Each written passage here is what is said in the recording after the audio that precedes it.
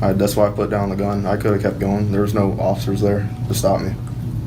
I put it down because there was a girl there. She didn't run from me. She just, I shot through the door. I could have shot her, but I don't know. Teenage murder is rare, but its impact echoes through families and communities. In this video, we expose the reactions of teen killers facing life sentences, capturing their raw emotions as they confront the weight of their actions. Watch as we witness their chilling responses and glimpse the harsh reality of the lifelong consequences they now must bear. On August 11, 2022, a tragic incident occurred in Gwinnett County, Georgia, when 30-year-old Ashley Bocanegra was rushed to the hospital. According to her sister, when Ashley arrived, she was experiencing difficulty breathing and was airlifted to another facility for emergency surgery. Unfortunately, she didn't make it, succumbing to her injuries. An investigation ensued, and detectives discovered that Ashley had been the victim of a brutal assault that led to severe injuries. Her ribs were fractured and her liver was damaged, ultimately leading to her death. The detectives' investigation led them to an apartment complex in Beaufort, Georgia, where they apprehended two suspects: 27-year-old Antonetta Stevens from Beaufort and 17-year-old Janine Gonzalez from New York. We just got another call about it. So I guess the girl went to the hospital and she died. She died? She's dead. Antonetta told detectives that she was dating Janine's brother, only to discover that he and Ashley had been in a romantic relationship. And not only had her boyfriend been cheating on her, but he had a 7-year-old child with Ashley. According to Antonetta and Janine, an altercation began when Ashley arrived at the apartment complex looking for Janine's brother. However, when the detectives review Antonetta and Janine's cell phones, the images, videos, and text messages tell a different story. The evidence suggests that Ashley's killing was far more deliberate than the two initially claimed. Yep, this is what we do. If I get mad and he knows I'm leaving, he feels sad. He says, I'll let you her up. That's what I'm doing. You up. All right. Tell me everything. Hey, you got it. Get off. Nope. The text messages on Antonetta and Janine's phones shed light on their planning and orchestration of the crime. It became clear that they had lured Ashley to their apartment under the pretext of meeting Janine's brother. Once Ashley arrived, Antonetta and Janine confronted her and secretly recorded the entire incident. No, you ain't got. You don't get to say so. My man, right? You want to be in front of my man, right? Right? You his manager? I'm getting you fired. That's bias. Okay, so yep, that's a conflict of interest. Captured by the girl's cell phone, the video begins with Janine being filmed as Antonetta advances towards Ashley. With brutal force, Antonetta grabs hold of Ashley's hair and forcibly pushes her down. As Ashley struggles to regain her bearings, Antonetta repeatedly punches her in the face, causing her to cry out in pain. You're f***ing my while he's on the clock. My going there trying to ruin his family. He has a whole son. You're mad for him? Okay. Janine is then seen joining in on the violence, delivering a series of kicks to Ashley's side. Throughout the ordeal, Janine can be heard taunting Ashley, threatening to kill her no fewer than 5 times. Are you sure? Yeah. So Antoinette just sent the message I'm first? positive myself. I'm positive. But yeah, I don't know if there's any messages sent to that lady. Janine Gonzalez and Antonetta Stevens were charged with robbery, battery, and felony murder. When the detectives confronted Janine, despite her being only 17 years old, she displayed a cold and callous demeanor. She laughed even though an innocent woman was dead and her nephew, only 7 years old, was left without a mother. Janine Gonzalez started her court appearance in tears before a Gwinnett County police officer laid out the murder charge against her. During one of Janine's pretrial hearings, she was visibly distressed as the judge laid the case against her. The evidence against her was overwhelming, and the prosecution was determined to prove that Janine was not only an accomplice but also a willing participant in the murder of Ashley. Janine's defense attorneys argued that she was a bystander, but the clear imagery on the video contradicted these claims. The footage clearly showed Janine actively participating in the assault, leaving no room for doubt as to her involvement. Gonzalez's attorney argued that she was practically a bystander. Given that, I think the case ought to be bound over as involuntary manslaughter and not as felony murder. Janine's defense team also argued that she should be tried for involuntary manslaughter rather than felony murder. However, the prosecution had strong evidence from Ashley's text messages that implicated Janine in the assault. In a message to her boyfriend, Janine's brother, Ashley wrote, "I was fine until your sister kicked me in the chest and back area." The message provided a crucial link between Janine and the injuries sustained by Ashley. Despite the efforts of Janine's attorneys, she was eventually convicted of voluntary manslaughter and robbery by force. Alongside Antonetta, Janine was sentenced to serve a 20-year sentence in Arundel State Prison. While Janine's crimes were severe, 16-year-old Dylan Shoemaker's are far more chilling. He targeted a defenseless 1-year-old baby, making her actions pale in comparison. Austin Smith was killed last week, just days shy of his 2nd birthday. 10-year-old Dylan Shoemaker is accused of murdering Smith, who would have turned 2. In March 2013, Dylan Shoemaker, a 16-year-old, was babysitting his girlfriend's son, Austin Smith, who was nearly 2 years old. Austin's birthday was just 4 days away, but unfortunately, he would never celebrate his 3rd birthday. According to Austin, he lost his cool with the toddler, leading to a horrific chain of events. Tonight, we get our first look at the 16-year-old who's accused of killing a little boy in Springville. At his trial, Dylan claimed that he became frustrated with Austin and resorted to slapping him, spanking him, and ultimately slamming the boy into the floor. As if that weren't enough, Dylan proceeded to punch the toddler in the head several times, all in an attempt to get the child to stop crying. The injuries sustained by Austin proved to be fatal, with his cause of death being ruled as blunt force trauma. Deputies upon arrival immediately noted the bruising about the face and head of the child. Dylan Shoemaker was arrested and faced charges of 2nd-degree murder and 1st-degree assault. He entered a not guilty plea. In December 2013, Dylan faced trial for the murder of Austin Smith. The tragic incident had left everyone in shock and disbelief.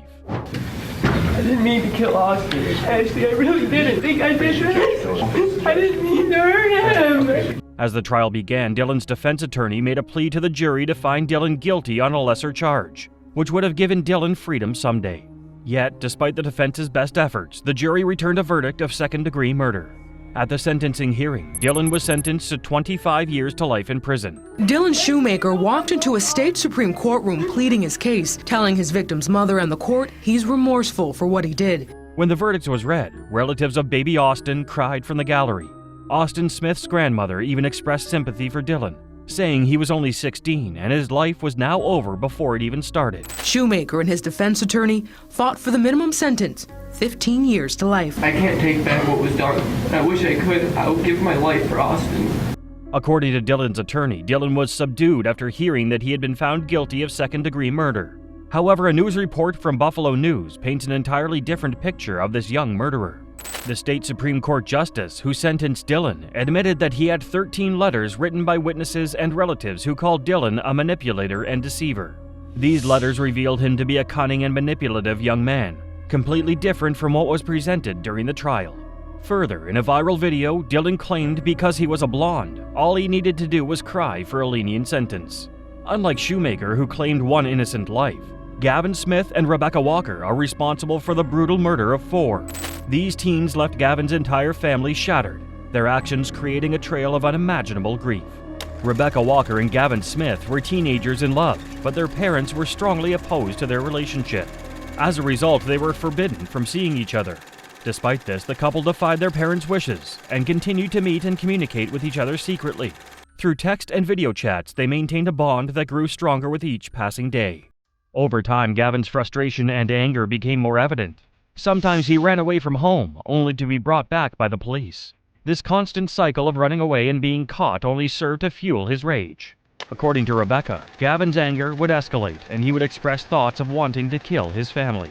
Rebecca, blinded by her own desire for love, agreed with Gavin's idea that they could be together by eliminating his family. They believed that by removing this obstacle, they could finally be free to pursue their love without interference. On December 13, 2020, Rebecca and Gavin had been on a video call, during which Gavin revealed to Rebecca that he had a gun and a knife in his possession. Alarmingly, Rebecca testified that she knew Gavin was planning to kill both his mom and stepdad. To read the letter she wrote, admitting her role and remorse for the murders of her 16-year-old boyfriend's family. During the call, Rebecca actively supported and encouraged Gavin to commit the murders. In a shocking turn of events, Rebecca admitted to sending text messages to Gavin while he was on the video chat with her, telling him to hurry up and do it. Eventually, both Gavin Smith and Rebecca Walker were arrested in relation to the death of Gavin's stepfather, Dale Long, 37 years old, his mother, Risa Saunders, 39 years old, and his younger half-brothers, Gage Rippler, 12 years old, and Jameson Long, 3 years old. Her attorney trying to explain how the 17-year-old who had recently lost her mother was manipulated by the boy, whose first-degree murder case is still in juvenile court. Rebecca Walker pled guilty to 4 counts of accessory after the fact of first-degree murder as part of a plea agreement. In exchange, she received a 10-year sentence. To secure her testimony against Gavin, The prosecution dropped the murder charges against her.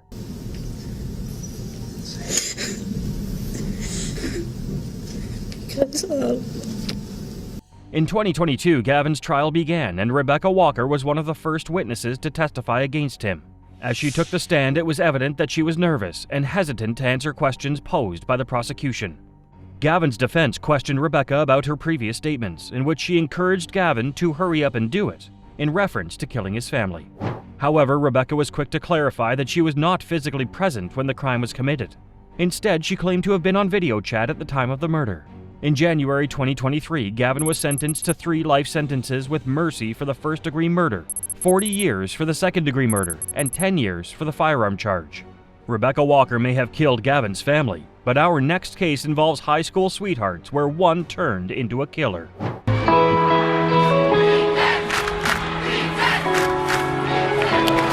It's Friday night. The lights. The band. Emma Walker was a Central High School teenager known for her compassionate nature and kind heart. She aspired to become a neonatal nurse and dedicated her life to helping others. Her life took a turn when she started dating Riley Gall, a charismatic and popular young man. And in the fall of 2014, there was a new girl whose spirit was sparkling, 14-year-old freshman Emma Walker. Initially, Emma and Riley's relationship seemed to be filled with promise and joy. Riley doted on Emma, showering her with attention and affection. Emma, in turn, seemed to be deeply in love. However, beneath the surface, there were signs that something was amiss. On the outside looking in, you would just think he's just a normal guy. Friends describe him as a jokester. Emma and Riley encountered challenges early in their relationship despite their apparent connection. Riley was already in a relationship with someone else when they started dating. However, he promised Emma he would end things with his girlfriend and be with her exclusively. However, he never followed this promise, even attending the prom with his girlfriend. We were happy for her, that she found someone that she really liked. Her social media splashed with pictures of the perfect pair. As time went on, a controlling side to Riley began to surface. He grew intolerant of Emma spending time with boys who were not him, and imposed strict rules on what she was allowed to do. Despite their efforts to make it work, their relationship was plagued by constant fights and disagreements. In November 2017, Emma decided it was time to end the toxic relationship for good. However, Riley refused to listen, resorting to threats and self-harm in order to get Emma back. When Emma finally mustered the courage to end things for good, Riley resorted to drastic measures. Since 16-year-old Emma Walker was killed inside her Knoxville home by her ex-boyfriend. On November 18, 2016, Riley, consumed by jealousy and desperation, faked his own kidnapping. He concocted an elaborate plan to trick Emma into feeling sorry for him and ultimately returning to his side. However, Emma was unconvinced and refused to let him manipulate her emotions. Frustrated and desperate, Riley made a tragic decision. Several nights later, on November 21st, after midnight, Riley headed straight to Emma's house. Armed with his grandfather's gun, he aimed and fired 2 shots into the corner of the home. One of the gunshots struck Emma in the back of the head, killing her instantly. And I think him being older, she looked up to him and listened to him. Things started normal for the teenage couple. Seemed very healthy in the beginning. When Emma's mother left for work the next morning, she found her daughter lying lifeless in her bed. Horrified and devastated, she immediately called 911 to report the tragic incident. Law enforcement arrived on the scene and launched an investigation. Detectives had initially believed Emma took her life, but when a second bullet hole was discovered in the wall and 2 shell casings were found outside the house, the case took a twist. The authorities then classified her death as a homicide. Gall killed her by shooting through the walls of her home as she slept in her bed. I had called 911. Then later on, we didn't know at the moment, but later on we did find out it was a shooting. Riley Gall emerged as a prime suspect in Emma's murder, and the evidence gathered pointed strongly towards him. 2 close friends of Riley's, recognizing the severity of this situation, decided to collaborate with the detectives to bring justice to Emma and her family. Under the guise of playing a harmless video game, these 2 teenagers secretly wore a recording device to gather evidence against Riley. They intended to uncover Riley's involvement in Emma's murder and expose the truth. I told them all the truth, like where I was, like Friday, Saturday, Sunday. Played during his trial, a secret video of Riley Gall taken by his friends. During the meeting, Riley denied killing Emma, but did show them the gun. On April 30th, 2018, Riley stood trial for Emma's murder. The defense argued that Riley did indeed shoot Emma, but that it was not a premeditated murder. Their defense was that Riley's actions were driven by a desire to win Emma back and orchestrate an elaborate ploy to win her affection. They paid careful attention over the past 7 days and came back with a just verdict that will hopefully give some measure of peace. However, the prosecution argued that Riley knew exactly what he was doing when he fired the bullet into Emma's bedroom wall. They maintained that the shot was intentionally aimed at Emma's head, leaving no doubt that he intended to kill her. The prosecutors asserted that Riley's actions were premeditated and driven by jealousy and a desire to possess Emma at any cost. First and foremost, I would like to sincerely apologize to the Walker family for causing nothing but pain and turmoil to their entire family. On May 8, 2018, Riley was found guilty of multiple charges, including first-degree murder. Following the guilty verdict, the judge handed down a sentence of life without the possibility of parole for 51 years. This sentence was met with mixed reactions from Riley and his legal team. Riley apologized to Emma's loved ones. 3 years after his conviction, Riley filed a petition for a new trial, citing insufficient evidence to support his conviction. However, his motion was denied by the court, leaving him imprisoned for life. Riley turned his attention to the Tennessee Court of Criminal Appeals, hoping that his case would be reviewed and his sentence reduced. In February of 2023, the appellate judge upheld Riley's murder conviction, denying his appeal. After the shocking case of Riley Gall's fatal obsession that ended the life of his girlfriend Emma, we now turn to another story with an equally dark twist.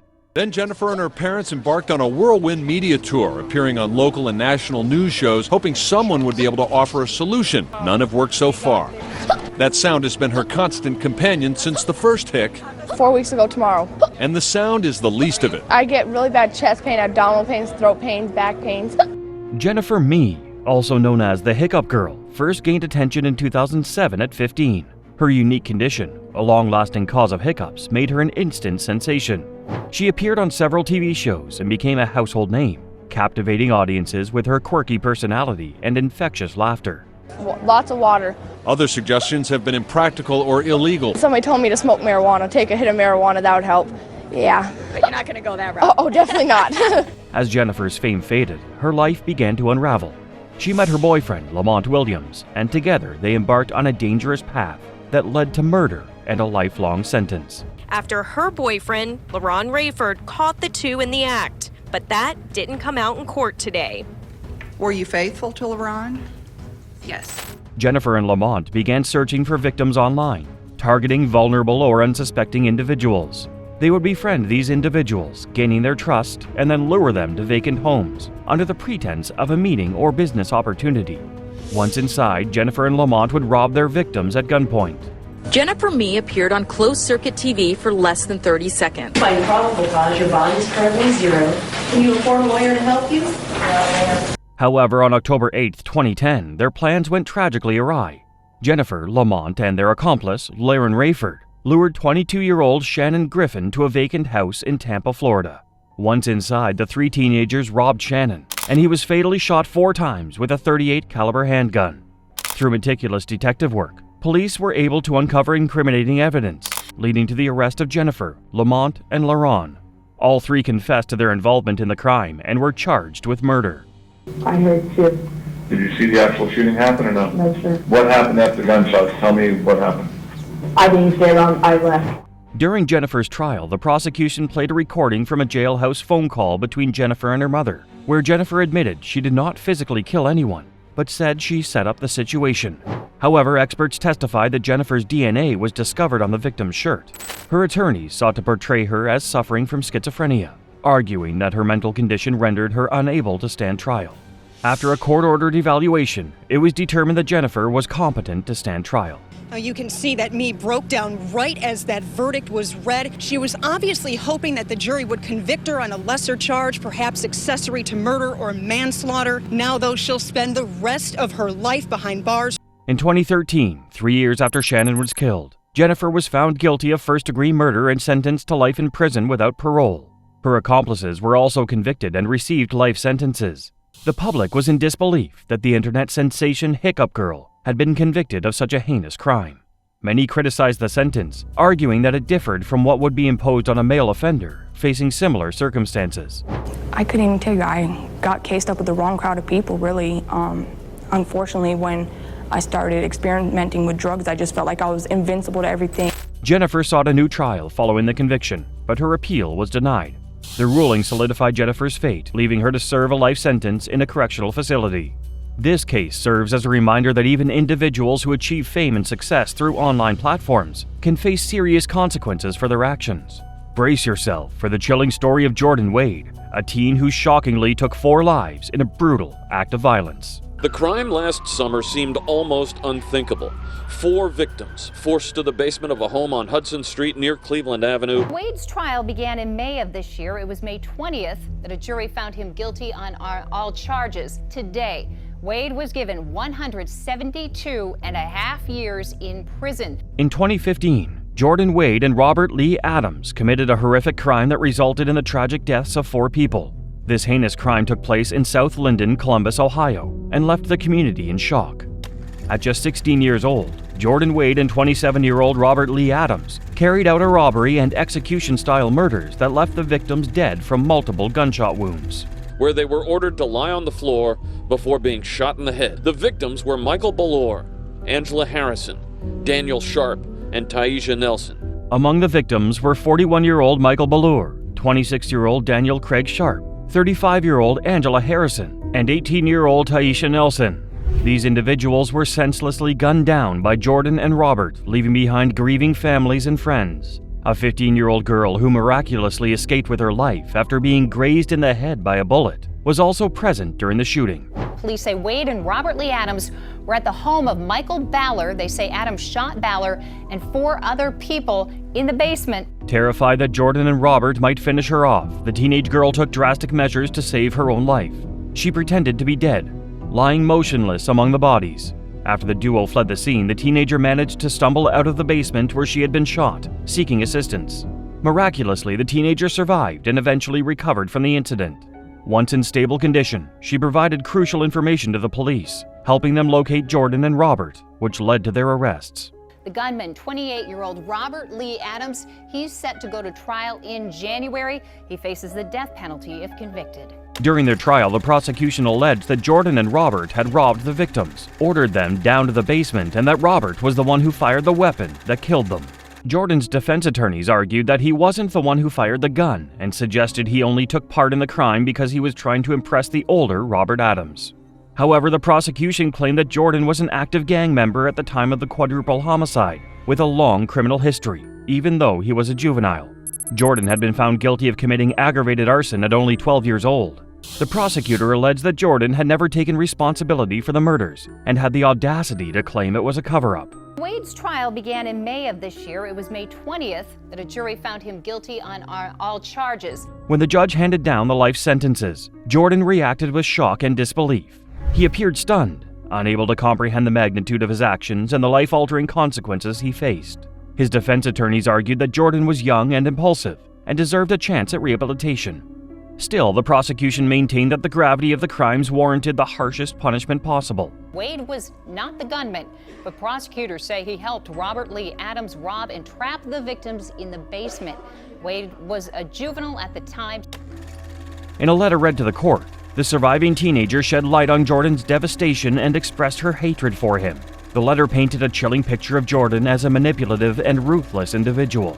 The teenager described how Jordan's actions had shattered her mind, heart, and soul, leaving her with a profound sense of loss and despair. Her testimony will be key to the prosecution's case. Wade was 16 years old at the time of the crime and is the first of 2 suspects to stand trial. At the end of the letter, the teenager conveyed a sense of satisfaction, stating that it felt good to know Jordan would spend the rest of his life behind bars, forced to reflect on the lives he destroyed. Next is the case of Thane Ormsby, which tells the tale of a teenage triple murderer who tried to escape the consequences of his actions by claiming he was insane. 3 people are dead, including a 10-year-old boy, and state police are calling their deaths a homicide. Investigators say a relative found the bodies last night in a mobile home. Whether you ask people in the tiny Aroostook County town of Amity or state police around here, the answer is the same. They don't think there's ever been a triple homicide in this area. On June 22, 2010, Thane Ormsby, a teenage student from Ellsworth High School, carried out a gruesome attack in Amity, Maine. At around 5:30 p.m., he entered the home of 55-year-old Jeffrey Ryan and began a rampage that resulted in the senseless murder of Jeffrey, his 10-year-old son Jesse, and a family friend, Jason Dehan, who was 30 years old. Jason and Jesse got into the back room. So I chased Jesse, and he was the quickest. Following the stabbing, Thane fled the scene, triggering a search that lasted several months. In July 2010, he was arrested on a fugitive from justice charge in Dover, New Hampshire. After months of searching, the police finally tracked him down and brought him to justice. Thane was extradited from New Hampshire to Maine, where he was placed at the Aroostook County Jail. According to Thane, he killed Jeffrey Ryan because he was convinced that the man was selling drugs. He also revealed that he killed Jason Dehan and Jeffrey's young son because they were witnesses to the crime. Wearing a pinstripe suit, Ormsby had to wipe the tears from his eyes as his mother described the long way she says he has come after a childhood of abuse and neglect. Thane was charged with 3 counts of murder and 1 count of arson. He pleaded not guilty at his arraignment. However, several months later, he entered a second plea, not guilty by reason of insanity. His 10-year-old son Jesse and Jason Dehan, Ormsby did not shed a single tear. For the murder of Jeffrey Ryan, it is my sad but solemn duty. In 2012, Thane, now 21, found himself on trial at the Holton Superior Court. The charges were serious, 3 counts of murder and 1 count of arson. However, Thane's defense team argued that he was insane at the time of the triple homicide. Jurors ultimately rejected this defense and sentenced him to 3 life sentences and a sentence of 15 years for the arson conviction. News that a teenager had committed such a heinous crime was met with widespread outrage and disbelief. Many people found it incomprehensible that someone so young could possess such extreme violence and disregard for human life. To sentence you to life in prison. For the murder of Jesse Ryan, it is my sad but solemn duty to sentence you to life in prison. Thane filed an appeal with the Maine Supreme Court 1 year after his sentencing. One of his primary claims was that the police violated his Fifth Amendment rights when they interviewed him in July 2010 following the murders. However, in a unanimous ruling, the Supreme Court dismissed his appeal, stating that no mistakes were made in allowing Thane's statements to be used during his trial and sentencing hearing.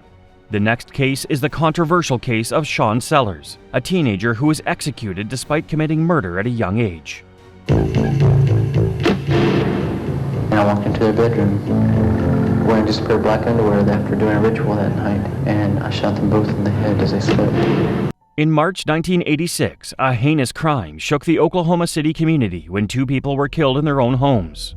The victims, Vonda Bellafato and her stepfather Lee Bellafato, were gunned down in their sleep by one of their family members, their 16-year-old son, Sean Sellers. To try and limit the amount of blood that would splatter onto his body, Sean brazenly shot Lee first, dressed in nothing but his underwear. The sound of the first shot woke up Vonda, who then found herself face to face with her killer. Sean pulled the trigger, ending her life with a single shot to her face. After committing these heinous crimes, Sean attempted to stage the crime scene to make it appear that an intruder broke into the house and killed his parents. However, the detectives were smarter than Sean and quickly debunked his elaborate ruse. He was arrested for the murder of his mother, Vonda, and stepfather Lee. So we began to prove our allegiance to Satan by breaking God's commandments. And in the end, there was only one that remained unbroken. Sean confessed to the police that he had also murdered Robert Paul Bauer, a 32-year-old cashier from Circle K who refused to sell him beer in 1985. This shocking revelation added another chilling chapter to Sean's already disturbing story. During Sean's trial, he claimed that he suffered from demonic possession and that forces beyond his control drove his actions. You shall not murder. So, in the Satanic Bible, the copy I had, I think they have edited that out of it since then, but the copy that I had... Sean Sellers argued that he had read Anton LaVey's The Satanic Bible several times, between the ages of 15 and 16, and it was during this time that he committed the murders of Robert Bowers and his parents. His attorney also painted a different picture, alleging that the fantasy game Dungeons & Dragons motivated his client to commit the 3 murders. The defense argued that the game had warped Sean's mind and introduced him to dark, violent themes that influenced his actions. Lonely jail cell on death row, Sean began to see and experience the love and forgiveness of God. He started to cry. The jury found Sean guilty of all 3 murders and sentenced him to death in 1986. People expressed outrage and disbelief that a teenager could be given a sentence of death. Sean's age, being just a teen at the time of the crimes, raised questions about the legal system's ability to distinguish right from wrong when sentencing a minor. Many argued that Sean's young age should weigh heavily in his favor, as he was still developing mentally and had not yet reached full maturity. Despite his efforts to secure an appeal, Sean's fate was ultimately sealed. He was executed by lethal injection on February 4, 1999. In his final moments, Sean requested a simple meal: egg rolls and shrimp. Next, we move to the tragic story of Austin Myers and Justin Back, a case that starts with a simple robbery plan but escalates into a horrifying murder. The sentence of death shall be imposed upon Austin Gregory Myers on the charge of aggravated murder. Myers once again showed no emotion. On the 28th of January 2014, Justin Back, an 18-year-old, was murdered in Waynesville, Warren County, Ohio, by two young men who had broken into his family home to steal a safe from the house. Those two men were Timothy Mosley and 19-year-old Austin Myers, whose evil plans ruined not just the life of an innocent boy and his family, but also theirs. Back was childhood friends with Myers when they were in middle school, as they both attended the same high school. He only graduated high school in 2013 and had plans to join the U.S. Navy. However, his dream would be cut short by a man he used to call his friend. On the day before Back's murder, Myers suggested a plan to make a quick buck to Mosley. The plan was to commit a robbery, and there were two potential targets: a substance dealer or Back's stepfather, Mark Cates. Myers was aware from his friendship with Back that Cates had a safe in his family home where he potentially kept thousands of dollars and a gun. Mosley agreed to Myers' plan to rob Cates, and both young men drove to Back's home with intentions to break into the safe. However, on getting there, they realized that Back was home, so they made a new plan, this time to murder Back, cart away with the safe, and make it seem like Back had stolen the safe and run away from home.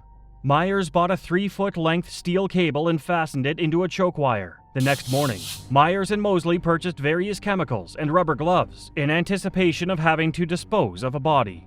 The pair drove to Back's home that afternoon with the intention of catching him off guard with the choke wire. Oblivious to their plans, Back let them into the house, and all three men had a short discussion before they finally had their moment to strike.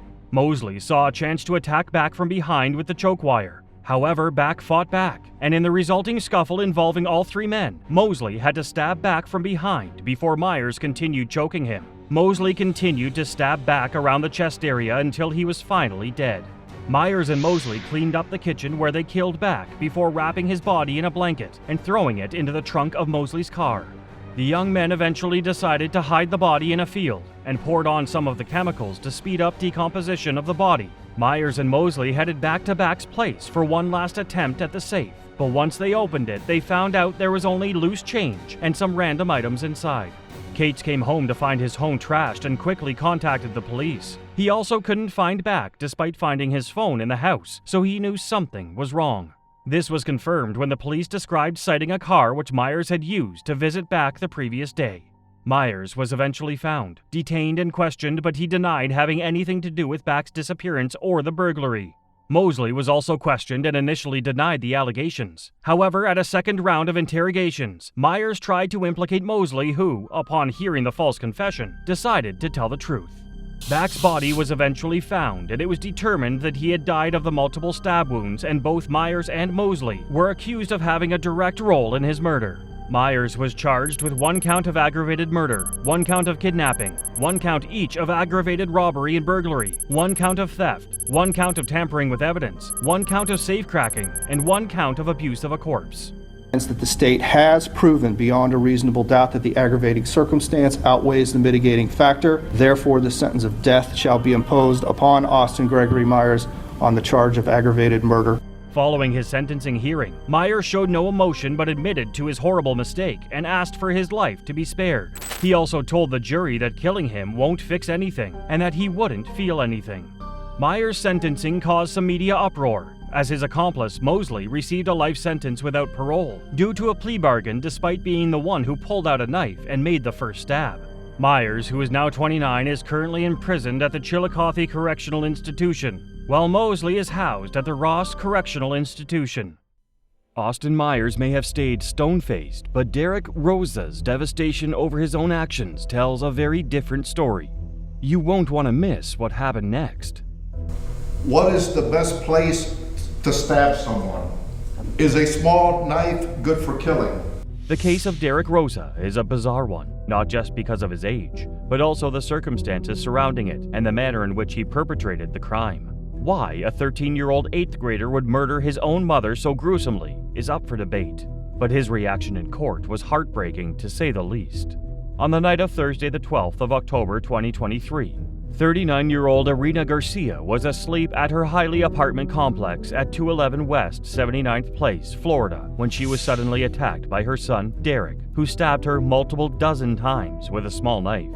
Shortly after committing the murder, Rosa surprisingly called 911 to inform them of what he had done, and police officers arrived moments later to find the dead body of his mother in her bedroom next to the crib where her 14-day-old baby lay unharmed. Rosa, who had reportedly contemplated committing suicide, was swiftly arrested and taken into custody for questioning. Rosa's actions were shocking, to say the least. He had previously shown no real signs of mental illness and was said to be an honor roll student at school. When the news spread of his actions, no one could understand what could have been the motive behind it. Rosa also didn't stop at the brutal murder of his own mother. He went one step further and called an online friend to show them what he had done. He sent them 3 photos, including one where he was standing over his mother's corpse, and another of a pink-handed kitchen knife with blood on it, as well as a selfie of himself. Rosa was said to have also made several online searches to know how best to commit the stabbings. This was further evidence that the murder of his mom was premeditated. Following his arrest, Rosa was interrogated by detectives and confessed to killing his mother. 46 times he reportedly stabbed her, which meant he had continued to stab her even after she was probably dead. Video footage from the doorbell camera of the apartment also surfaced and showed events from a few hours before the murder was committed. That moment right before and after he is accused of stabbing his mother to death. At a pre-trial hearing in December 2023, Rosa, who had dozens of supporters in court, including his maternal grandmother and his father, was questioned over his actions following his confession. Rosa was absent at his next court hearing on April 3, 2024, but he was represented by his family and tens of supporters who crowded the entrance to the court. Another hearing was set for May 2024. During his December 2023 court interrogation, Rosa became emotional as his confession to the investigators was being played in court. The chilling interrogation video played in court. 13-year-old Derek Rosa allegedly confessing to brutally stabbing his mother, Irina Garcia, to death. He put his head down as he appeared to begin crying, feeling devastated as the true extent of his actions dawned upon him. In reaction to the horrific confession, the judge ordered that he be held at an adult jail. Rosa pled not guilty to the charges, as he is set to be charged with first-degree murder as an adult and awaits trial for his verdict. Depending on how he is tried, he could face anywhere between 20 years and life imprisonment for his actions. Rosa, still only 14, is currently being held at the Metro West Detention Center, but his attorneys are reportedly pushing to have him moved back to a juvenile detention center, as they continue to push against the prosecutor's wishes to charge him as an adult. Investigations are still ongoing, so the fate of Rosa is left to be unknown. While Rosa killed his own mother, Sky Boucher had a plan for his devastating school shooting. That's why I put down the gun. I could have kept going. There was no officers there to stop me. I put it down because there was a girl there. She didn't run from me. She just, I shot through the door. I could have shot her, but I don't know. Before embarking on his deadly mission, Sky Boucher meticulously planned every detail. Sky placed his shotgun into his guitar case. He then took 2 Phenibut, a psychoactive substance banned in the United States but available online. Additionally, Sky placed a tactical vest in his backpack and approached Forest High School. When Sky arrived at Forest High School, he saw a teenage girl walking by. However, instead of pulling the trigger, he hesitated. This unexpected moment of clarity may have prevented a more devastating outcome. Instead of targeting innocent lives, Sky fired his weapon through a classroom door, striking a student in the ankle. Minutes after firing the shotgun, Sky was arrested by a school resource officer. As the police approached, Sky had his hands up and surrendered, claiming he had a mental illness. Sky's motive behind the chilling act was to inflict fear in students, according to his statements. He claimed that he never intended to kill anyone, but rather wanted to terrorize the school population. Watch your back. Did you intend on shooting anybody else? Why today? According to Sky, he had nightmares that prompted him to plan and perform the shooting. These disturbing dreams fueled his desire to take action and carry out a violent act. Sky admitted that he wanted to go to jail. He believed that being incarcerated would prevent him from committing another shooting in the future, fearing that he could be a danger to himself or others. I put it in a guitar case, and I also had a tactical vest filled with shotguns, slugs, rounds. Sky admitted that he purchased the gun 1 week after the Marjorie Stoneman High School shooting in Parkland. This private cash sale did not require a background check. He was charged with terrorism, aggravated assault with a firearm, carrying a concealed weapon, and armed trespass on school property. What do you have to say to people who are out there who are scared because of what you did today? I don't know if it's going to make it any better. I could say sorry all I want, but it doesn't matter now. Faced with the possibility of a lengthy prison sentence, Sky decided to plead no contest, resulting in a 30-year sentence with an additional 30 years of probation. During the sentencing hearing, Sky's grandmother, Linda Costello, was allowed to make a statement on his behalf. Speaking via Zoom, she described her grandson as a nice person and expressed her remorse for his actions. According to Linda, Sky had expressed a desire to make a positive impact in the community by sharing his story and urging other teenagers to stay away from illegal substances purchased over the internet. It's a probable cause to hold you on the charges that have been made. I'm here to see about getting you some representation by an attorney. Sky may have spared lives in his school shooting, but Gregory Ramos showed no mercy. He killed his own mother. Around midnight, he allegedly sneaked into his mom's room and strangled her. Then he went to get a wheelbarrow to bring the body out of the house. Gail Clevenger, a deeply religious woman, was known for her sweet, kind nature and ability to get along well with everyone. In 2018, Gail's son Gregory reached 15 and began attending University High School. Gail would drive Gregory to school each day, but behind the facade of a seemingly innocent teenager, there was a diabolical plot brewing. In November of 2018, everything took a tragic turn. Gregory returned home to find his mother, Gail, waiting for him. An argument soon began, with Gail expressing her disappointment over a D grade he had received in class. Like any teenager, Gregory ran to his room and slammed the door. However, Gregory was plotting something sinister behind that closed door. At midnight, he emerged from his room and walked towards his mother, who was sound asleep. Gregory placed his hands around Gail's neck and strangled her. Gregory believed that he had successfully killed his mother when he left her bedroom and headed to the backyard. He got a wheelbarrow, thinking it would be the perfect tool to transport the body. As Gregory returned to his mother's bedroom, he found that she was still breathing, leaving him with no choice but to continue his deadly assault. Finally, Gregory felt his mother's last breath. Relief washed over him. He cautiously approached the body, confirming for himself that she was no longer alive. Gregory then placed her body in the wheelbarrow and loaded it into the family car. Gregory left DeBerry and headed towards Daytona Beach. However, he quickly realized he had forgotten a shovel and turned around midway through the ride to retrieve it. As he returned home, Gregory called 2 of his friends. Together, they planned to hide electronic and valuable items from Gregory's house to make the scene look like a burglary. After hiding the items, he transported his mother's body to River City Church. There, he buried his mother's body beneath a fire pit.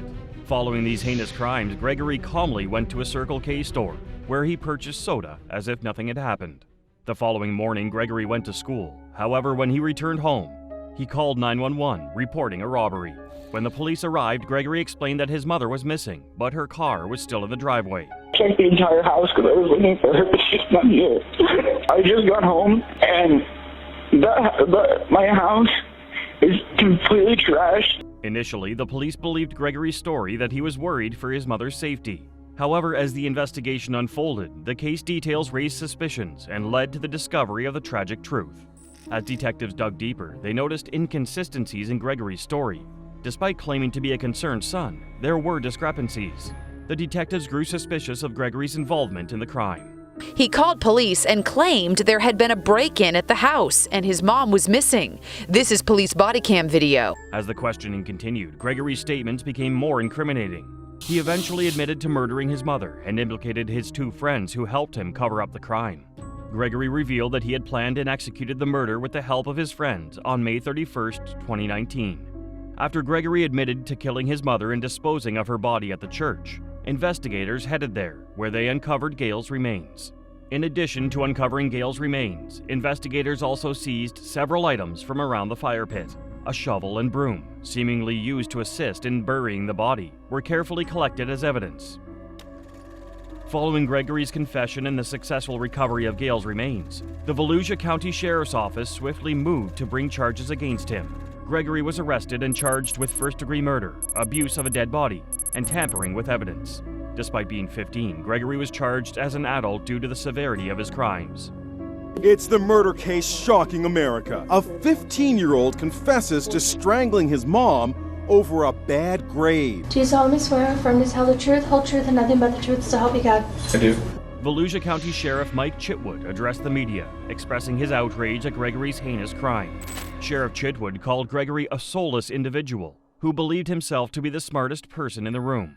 According to Sheriff Chitwood, Gregory even went so far as to express his belief that he deserved an award for his skillful performance in reporting his mother missing during a 911 call. In January 2021, Gregory accepted a plea deal and was sentenced to 45 years in prison.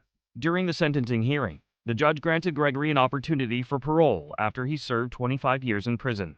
His attorney expressed hope that Gregory would use his time in prison to reflect upon his actions and work towards becoming a productive citizen. A Volusia County teen accused of murdering his mother, Gregory Ramos, has pleaded guilty more than 2 years after detectives say the then 15-year-old strangled his mother to death over a fight. One of the most poignant moments of the hearing came when Gregory's 84-year-old grandmother, who was also the victim's mother, was granted the opportunity to confront him face to face. This moment was a bittersweet reunion, as the older woman expressed her unwavering support for her grandson, despite her deep sense of loss. Even though she lost her daughter, she expressed her hope for Gregory's future, and assured him that she would always be there for him. Gregory expressed remorse for his actions and apologized to his family. However, his words did little to alleviate the pain and loss felt by his family. He acknowledged the severity of his actions and admitted that he was not making excuses for himself. Like Gregory Ramos, who killed his mother in a fit of rage, these twins shared the same deadly fate for their own mother. Twins share everything: birthdays, clothing, even DNA. But Jasmia and Tasmia Whitehead also share a dark past. Jasmia and Tasmia Whitehead are identical twins to Jarmeka Yvonne Nikki Whitehead. Due to their mother's absence, these twins were raised by their great-grandmother. Despite the lack of parental guidance, Jasmia and Tasmia were academically successful, being honor roll students and Girl Scouts. However, their harmonious upbringing was disrupted when their mother sought custody in 2007. The relationship between Nikki and her twin daughters turned sour as conflicts arose over Nikki's attempts to assert control in their lives. The twins, feeling resentment towards their mother, expressed their dissatisfaction through physical confrontations. As a result, they found themselves seeking counseling together as a family. Eventually, the court intervened, granting custody of the twins back to their great-grandmother. However, this temporary arrangement only lasted a few weeks, as the court decided to hand custody back to Nikki on a 2-week trial basis. On January 13, 2010, several days after Jasmia and Tasmia returned to Nikki's care, the girls called 911 and reported they found their mother dead. Nikki had been beaten with a vase and stabbed several times. Initially, the police treated Jasmia and Tasmia as victims. The medical examiner called Nikki's murder a crime of passion due to how brutal it was, and felt whoever killed her was not a stranger. After Nikki's murder, the detectives investigated her boyfriend as a suspect. However, he was ultimately cleared through DNA testing. It wasn't long into the investigation of Nikki's murder that Jasmia and Tasmia's lie unraveled. Bite marks and other injuries on the girls' bodies implicated them in their mother's murder. The twins began to tell the truth and said their mother, Nikki, threatened them with a pot on the stove, and a fight ensued. Jasmia admitted to breaking a vase over her mother's head, while Tasmia said she used the pot to attack her mother. They explained that their mother, who had a knife, started to stab them. As the assault on Nikki continued, her twin daughters overpowered her and dragged her to the bathtub, where she ultimately died. On May 21, 2010, Jasmia and Tasmia were charged with murder. Everyone was shocked that such innocent-looking twin teenage girls could commit a crime as horrific as what happened, especially to their mother. The type of murder that the twins committed is called matricide. Matricide refers to the act of murdering one's mother. It is a particularly heinous crime. In 2014, Tasmia pleaded guilty to voluntary manslaughter, making false statements and possession of a knife during a crime. The judge sentenced Tasmia to 30 years in prison and is currently serving her sentence in Arundel State Prison. 1 month later, Jasmia pleaded guilty to the same charges as her twin sister, and she is also serving her 30-year sentence in Pulaski State Prison. Jasmia and Tasmia sealed their mother's fate, while Dexter Johnson and his friends turned a simple robbery into a deadly murder. Dexter Darnell Johnson, the jury has found you guilty of capital murder. In accordance with the laws of the state of Texas, this court hereby assesses your punishment of death. Ladies and gentlemen of the jury, this is going to complete your jury service. I'm going to meet you in the jury room.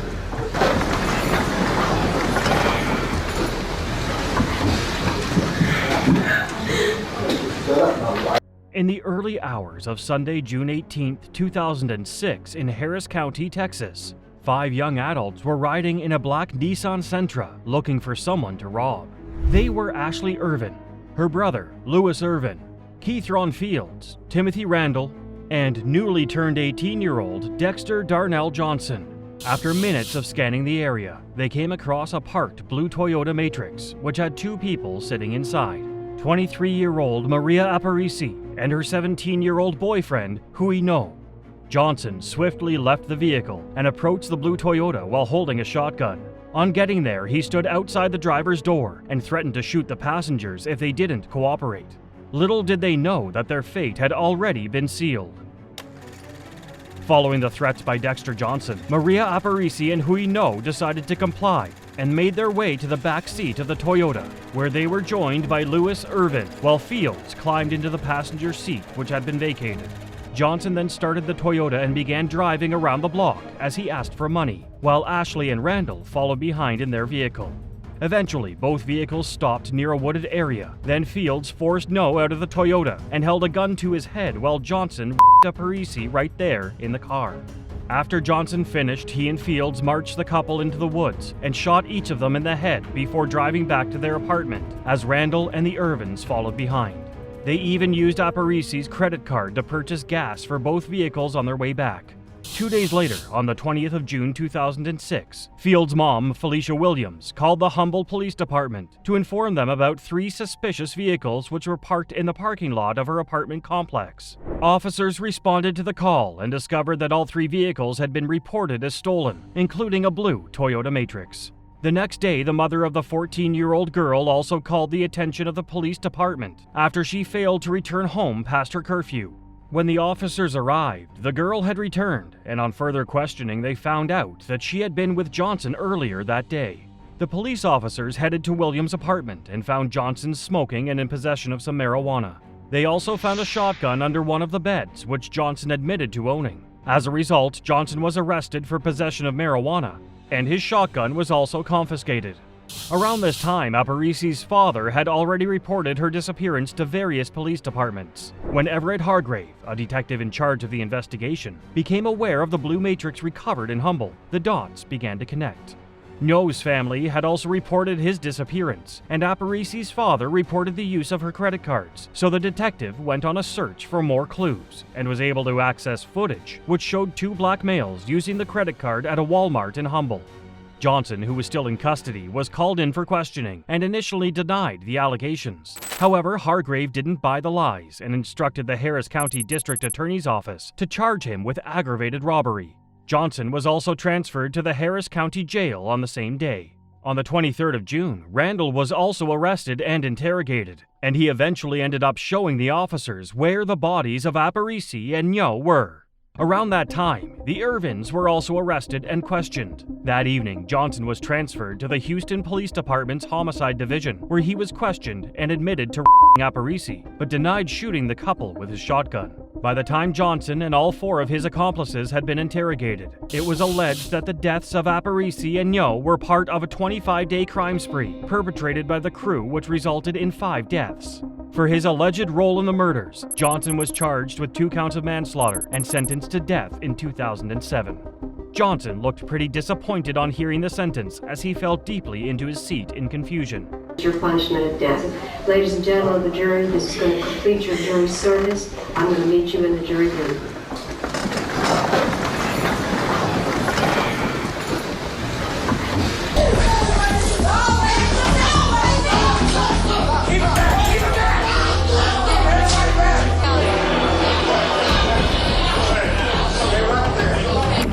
Following over a decade on death row, his execution was initially set for the 2nd of May 2019, but it was postponed 90 days to the 15th of August due to issues with his lawyers.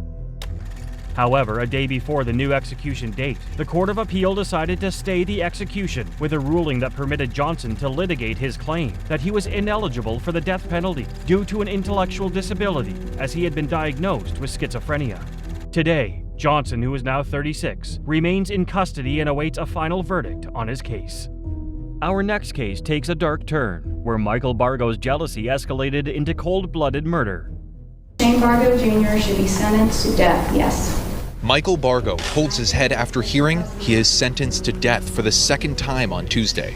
On the night of April 17, 2011, 18-year-old Michael Shane Bargo and 4 of his friends, Amber Wright, Kyle Hooper, Charlie Ellie, and Justin Soto, schemed in the gruesome murder of 15-year-old Seth Jackson. The motive? A toxic mix of youthful recklessness, jealousy, and spite. Seth Jackson had dated Amber Wright for just over 3 months before the couple had a bitter breakup in March 2011. After the breakup, Wright became romantically involved with Michael Bargo, but continued to send text messages to Jackson. This obviously made Bargo jealous when he found out. For weeks leading up to his murder, Jackson was repeatedly threatened by Bargo, including cases at Wright's home and one at his own home, with his mother reportedly once hearing Bargo tell her son that he had a bullet with his name on it. During that same period, Ellie, who lived in a 2-bedroom home in Summerfield, Florida, had allowed some of her friends, including Bargo and Hooper, to move in with her. On the day of the murder, Bargo assembled his roommates, first informing Hooper, who had apparently lost a love interest to Jackson, that he wanted to make a plan to murder Jackson. Later that afternoon, Bargo got Wright to use text messages to lure Jackson over to Ellie's home, with the plan being to ambush him once he got into the apartment. Jackson was initially skeptical about Wright's texts, but decided to go visit anyway, despite the warnings of his close friend, William Samalot. After arriving at Ellie's home, Jackson sat down waiting to speak with Wright before Hooper, who was in one of the rooms, grabbed a wooden object, then ran into the living room, where he delivered a blow to the blindsided Jackson. Bargo, who followed closely behind, then shot at Jackson, who managed to survive the initial rain of bullets, and ran out the door. However, Jackson didn't make it very far before he was tackled by Soto and shot at by Bargo once again. The two boys then beat him up further before his almost lifeless body was carried back into the apartment and put in a bathtub. Bargo's plan was to make sure that the last face Jackson would ever see before his death would be his, and he made sure of this by delivering the final shot to Jackson's face. Bargo and Soto disposed of Jackson's lifeless body, putting it into a sleeping bag and burning it in Ellie's fire pit. The following morning, Wright's stepdad, James Havens, arrived at Ellie's home to help dispose of Jackson's remains, which he dumped at a remote water-filled rock quarry. The following day, police arrived in the neighborhood to investigate the reported disappearance of Jackson. Bargo had to stay away, and Havens tried to help by sending him to stay with the family of his girlfriend, Kristen Williams. However, despite not knowing the Williams, Bargo told basically everyone that cared to listen what he had done, with subtle twists to the story. On the 19th of April 2011, law enforcement finally arrived at the Williams home and took Bargo into custody. Even after his arrest, Bargo continued to tell on himself, informing a fellow inmate of what he had done. After the police obtained multiple search warrants, his revolver was also found in Ellie's home, with the box found in his grandmother's home. The fire pit in Ellie's home was also discovered to contain possible human remains. Jackson's remains were eventually found underwater beneath the Ocala quarry, and his DNA was strongly matched to that of the missing person they were looking for. Despite all of his prior comments linking himself to the murder, Bargo initially denied his involvement when interrogated in court, claiming that he had only participated in disposing of Jackson's body and suggesting that Hooper may have done the deed and implicating the rest of his friend group. Despite his attempts to retell the story during his trial, Bargo was eventually charged with first-degree murder with a firearm and was found guilty in August 2013 by a jury who overwhelmingly recommended that he be sentenced to death, despite family and friends testifying in his favor. The defendant is guilty of murder in the first degree with a firearm, as charged in the indictment. So say we all, dated this 20th day of August 2015. Bargo's attorneys appealed the verdict, claiming that there was insufficient evidence and that Bargo had been deprived of a fair trial amongst other arguments in his case. The Florida Supreme Court eventually ordered a new sentencing hearing because the jury recommendation wasn't unanimous, being a 10-2 verdict. However, it eventually became unanimous in the resentencing on September 12, 2019, and Bargo was set to face the death penalty. Should be sentenced to death, yes. Michael Bargo holds his head after hearing he is sentenced to death for the second time on Tuesday. Now 31, Bargo is currently spending his last days at the Union Correctional Institution.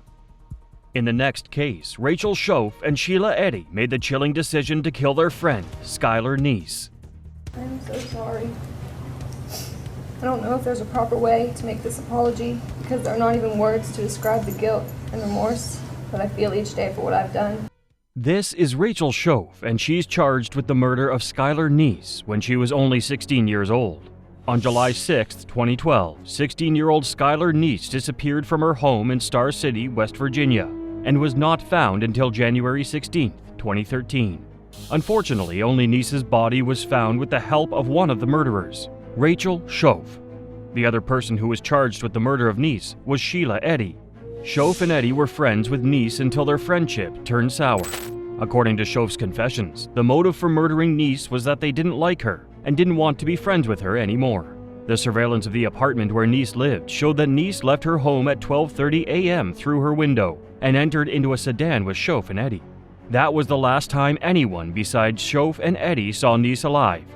Because of this, Neese was first treated as a runaway until the police discovered that the sedan on the surveillance belonged to Eddy. Rachel and Sheila drove around Star City and in the area, preparing themselves. They had concealed knives on their bodies that had been wrapped in towels by Sheila Eddy, and they took that shovel with them, and they arrived at Skylar's home and told her they were waiting for her. They were waiting to kill her. When Schoaf and Eddy were questioned, they said they had hung out with Neese but dropped her off at home an hour after they left. At this point, Neese hadn't been found. However, on January 3, 2013, Rachel Schoaf suddenly admitted that she and Eddy had plotted to kill Neese. She also led them to where they left Neese. Skylar Neese had been stabbed to death almost 30 miles away from her home before Schoaf and Eddy dumped her body and covered it up with branches. It was not until years later that Schoaf finally gave the real motive behind the murder. According to her, she and Eddy had been in a romantic relationship and Neese caused tension between the couple, leading them to get rid of her. I'm so sorry. I don't know if there's a proper way to make this apology because there are not even words to describe the guilt and remorse that I feel each day for what I've done. Schoaf pled guilty to second-degree murder in exchange for cooperating with the authorities to find her victim. In court, she apologized for her actions and showed remorse for what she did. She was teary as she apologized to Neese's family and her parents. Eventually, it was time for sentencing. It is the sentence of the court that you be imprisoned in the West Virginia State Penitentiary for a period of 30 years. Rachel Schoaf was sentenced to 30 years in prison with the possibility of parole after 10 years. On May 9, 2023, Schoaf became eligible for parole and bid for it. She was denied parole and remains in custody. Schoaf and Eddy murdered Neese because of romantic tension. But how does it compare to murdering one's grandparents for no apparent reason, as Johnny Ryder and Cassandra Bjork did? All right, Ms. Bjork, you are charged with 2 felony warrants for murder, 2 felony warrants for aggravated assault. On April 8, 2017, Gwinnett County, Georgia experienced the shocking and brutal double murders of 63-year-old Randall and Wendy Bjork. The two were grandparents to 17-year-old Cassandra Bjork. They had gotten legal custody because she had issues with her parents. Despite the grandparents' best efforts to give Cassandra a good life, she became more troubled and would run away from home from time to time. She also brought home drugs and assaulted her grandmother on multiple occasions. She also had a boyfriend, 19-year-old Johnny Ryder, who she ran away with many times. The couple were described as volatile and toxic. Eventually, they committed worse crimes. On April 8th, the police responded to an assault case in a home in Lawrenceville, and the victims identified the attackers as Johnny Ryder and Cassandra Bjork. The two of them had attacked Johnny's sister and her boyfriend with a baseball bat and pepper spray before escaping.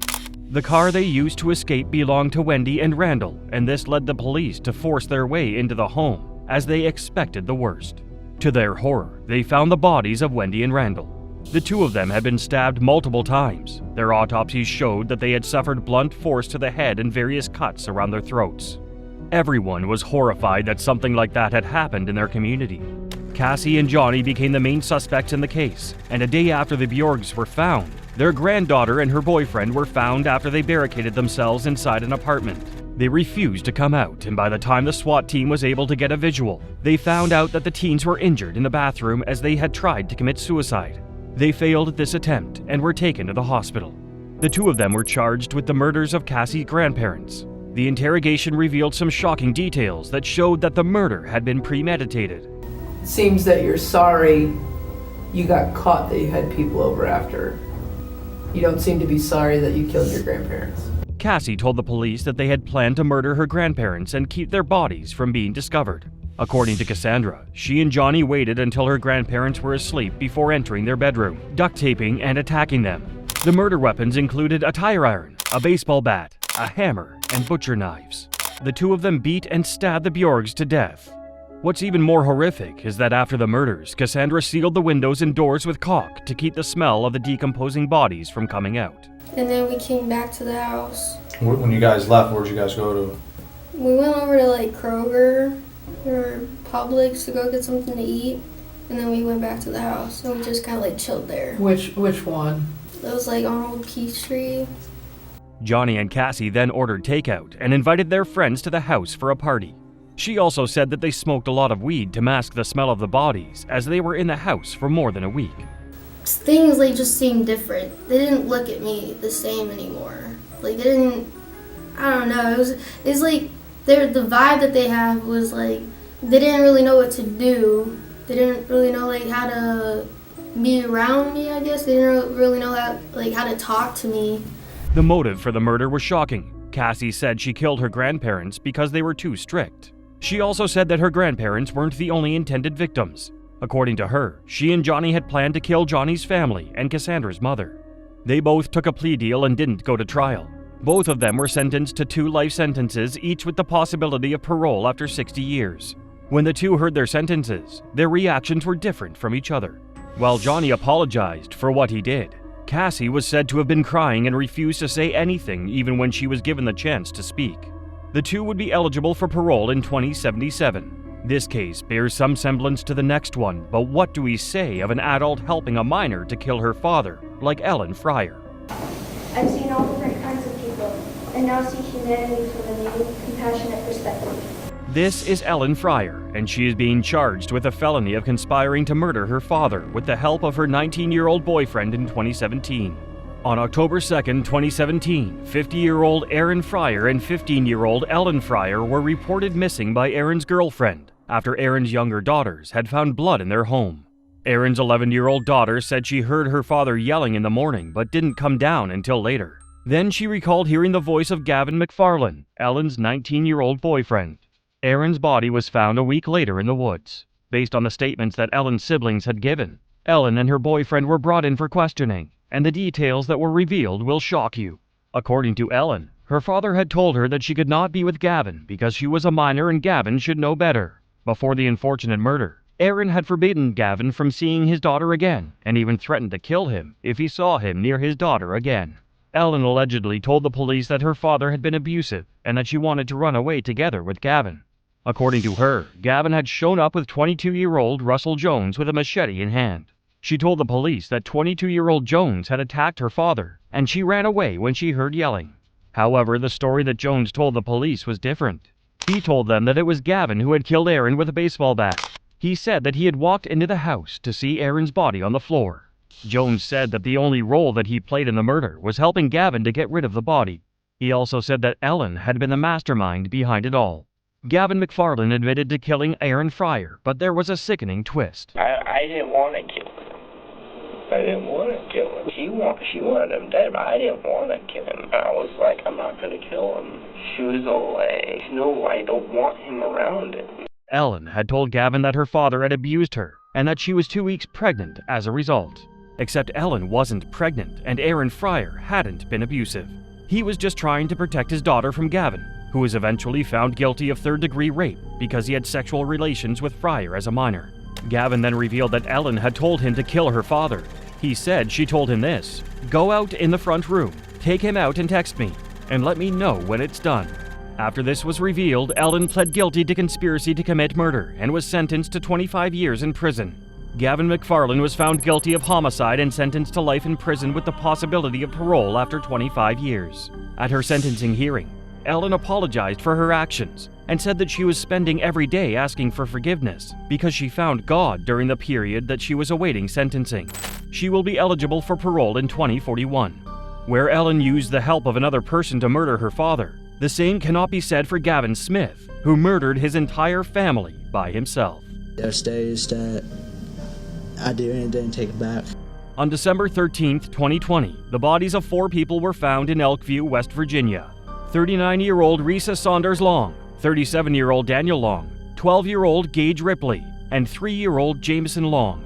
The 4 members of the family were fatally shot. The perpetrator? 16-year-old Gavin Smith.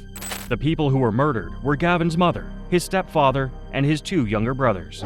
All 5 of them had been in the house because of COVID-19 curfews and restrictions. According to Gavin, the pressure in the house was overbearing because his parents were strict and had too many rules on everything ranging from food to screen time. Gavin decided to murder his parents after they forbade him from seeing his 17-year-old girlfriend, Rebecca Walker. Gavin Smith waited until his family was asleep before he shot his parents and 12-year-old brother in the head. Before he did this, he was on a video call with Rebecca.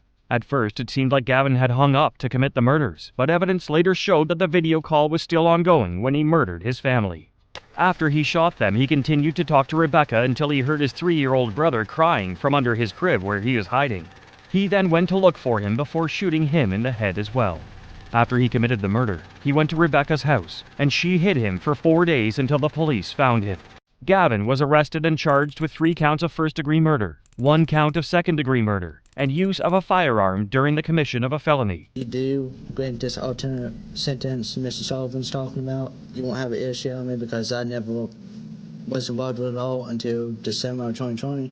After he was charged to court, Gavin apologized for his actions and said that he would take it back if he could. He also asked for leniency. Despite this, the judge believed that he showed no remorse for his actions because what he did was evil.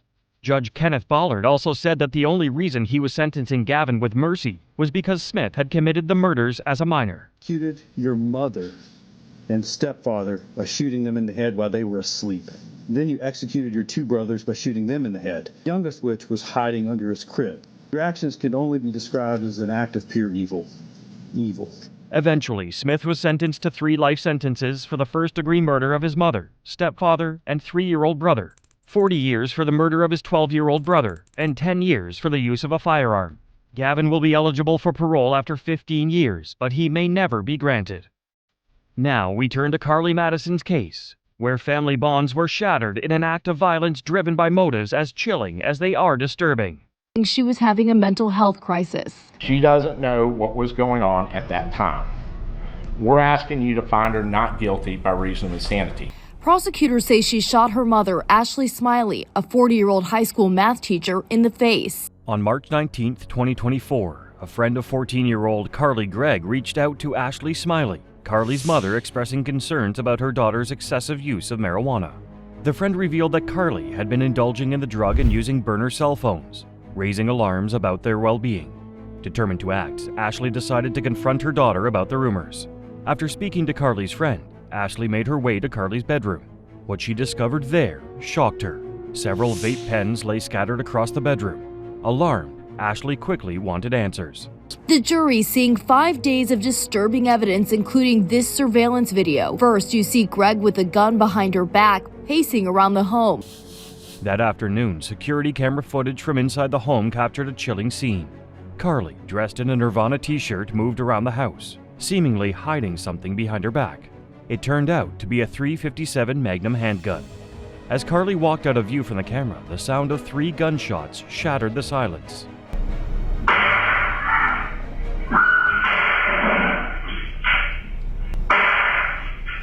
The footage then showed Carly rushing back to the kitchen, where she sat calmly on the stool at the counter. She took out her phone and texted a friend, asking them to come over because there was an emergency. When Carly's friends arrived at the house, Carly asked them if they had ever seen a dead body. Without further explanation, Carly took them into her mother's bedroom, where Ashley lay lifeless, her face soaked in blood. According to this friend, Carly confessed that her stepfather, Heath Smiley, was next on her list. Using her dead mother's phone, Carly, pretending to be her mother, sent a message to Heath. The message read, "When will you be home, honey?" Little did Heath know that this message was a carefully crafted trap. Her stepfather, Heath Smiley, coming home moments later, Greg also shooting him. When Heath arrived at the front door, Carly ambushed him, shooting her stepfather in the shoulder. Despite the injury, Heath managed to take control of the situation. He overpowered Carly and took the gun away from her, ultimately saving his own life. In a panic, Heath called for help. Police officers arrived swiftly, along with paramedics. Carly was arrested on the spot. As investigators delved into Carly's background, they discovered a diary that shed light on her darkest thoughts. The journal revealed a list of beliefs that painted a chilling picture of Carly's twisted mind. Among these beliefs were statements such as, "There is no God," "It's okay to be evil," and "There is no need for family." The prosecution offered Carly a 40-year plea deal before her trial. However, she declined the offer. Carly's case quickly gained media attention, and the trial commenced 6 months later, in September 2024. Tonight, a Mississippi teen sentenced to life in prison without parole for murdering her mother and attempting to kill her stepfather. During the trial, the prosecution presented a compelling argument, painting Carly Gregg as a calculating and cold-hearted killer. They alleged that Carly intentionally shot and killed her mother, Ashley, after Ashley discovered her secret marijuana use. The prosecution described Carly as a dangerous young lady who showed no remorse for her actions and planned the attack on her stepfather. We, the jury, sentenced the defendant Carly Madison Gregg to life imprisonment. The defense, on the other hand, presented a different narrative to the court. They claimed that Carly was in the midst of mental health struggles at the time of the crimes. A psychiatrist testified that Carly's mood swings were exacerbated by the medication she was taking. This psychiatrist argued that Carly's actions were not premeditated, but were driven by her unstable mental state. According to the psychiatrist, Carly's mental health struggles played a significant role in her violent actions. To support this claim, the defense presented Carly's journals as evidence, which revealed a young woman in mental turmoil. I need to get some information from you. What is her name again? Carly, C-A-R-L-Y. C-A-R-L-Y? Carly Madison. During the trial, the prosecution presented the body cam footage captured by the police officers at the scene. The video depicted the chaotic aftermath of the murders as officers arrived at the scene and conducted their investigation. Carly sat at the defense table. She stared intently, her eyes fixed on the screen. She what? She killed her mom! She killed her mom? As Carly watched the footage, tears welled up in her eyes. The once composed and confident teenager was overcome with emotion. One of the key witnesses in Carly's trial was her stepfather, Heath. Went off in my face before the door was, 3 or 4 inches wide open. Heath testified about the tragic events that led to his wife's murder.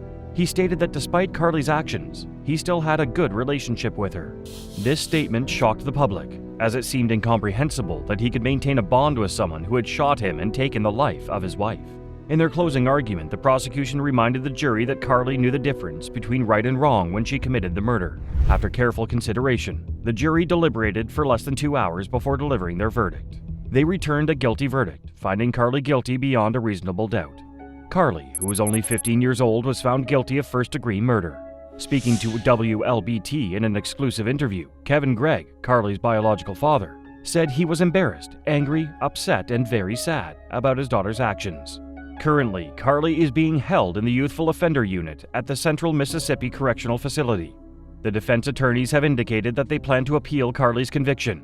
However, given the severity of her crime and the public outcry, it seems unlikely that the appeal will successfully overturn the verdict. The next case involves Julio Cesar Rivera II, a notorious teen who shot a woman in the face during a string of carjackings, leaving a trail of terror in his wake. But the robbery suspect didn't understand it had a keyless starting system. He says the man turned violent and started pistol whipping Alana. On November 2, 2021, at approximately 3 p.m., 18-year-old Julio Cesar Rivera II approached Alana Castaneda at Whole Foods Market in the Alamo Quarry Market. Little did she know Julio was armed with a gun and prepared to carry out a robbery. When his daughter found a gun in her face, she tried to give up her car, and he says that woman who helped his daughter in her greatest hour of need, he says that woman's a hero. As the confrontation unfolded, Alana and Julio began struggling as Julio attempted to steal her vehicle.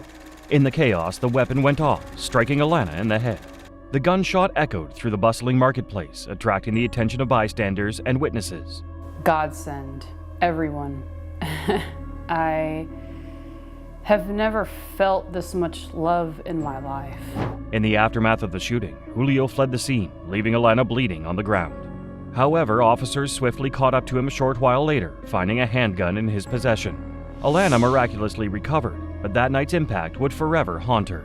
As investigators dug deeper into Julio's actions, they discovered a chilling pattern of armed carjackings dating back to October 2021. During this period, Julio had committed numerous carjackings, targeting unsuspecting victims throughout San Antonio.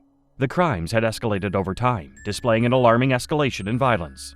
According to court records, 20-year-old Julio Cesar Rivera sentenced to 45 years in prison. Facing mounting evidence against them, Julio pleaded guilty to 3 cases against him in 2023.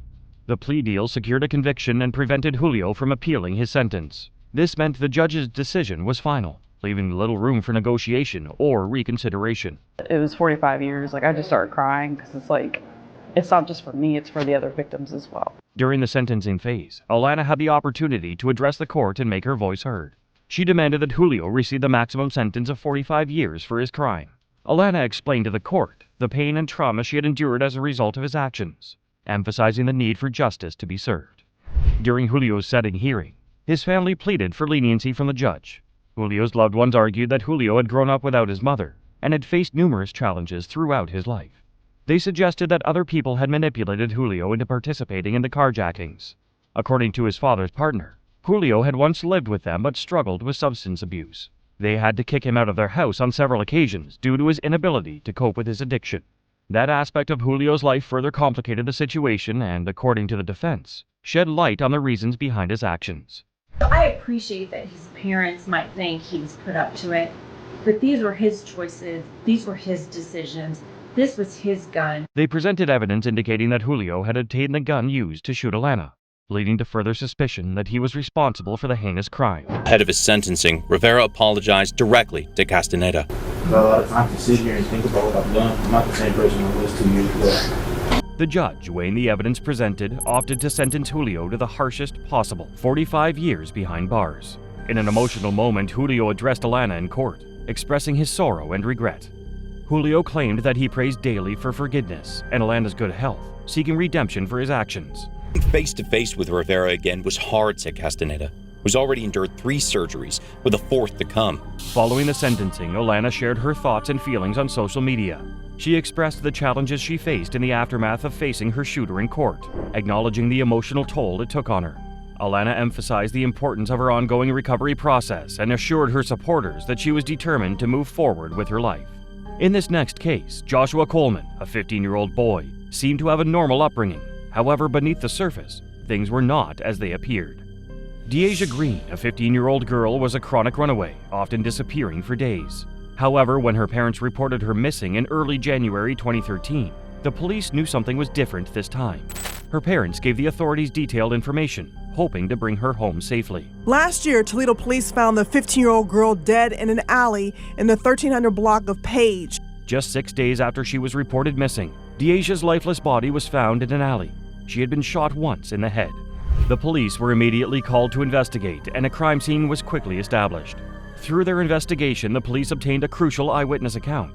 This witness claimed a 15-year-old boy named Joshua Coleman was the one who fatally shot Deasia. As Green's mother asked him why he killed her daughter. Why would Joshua do this to her?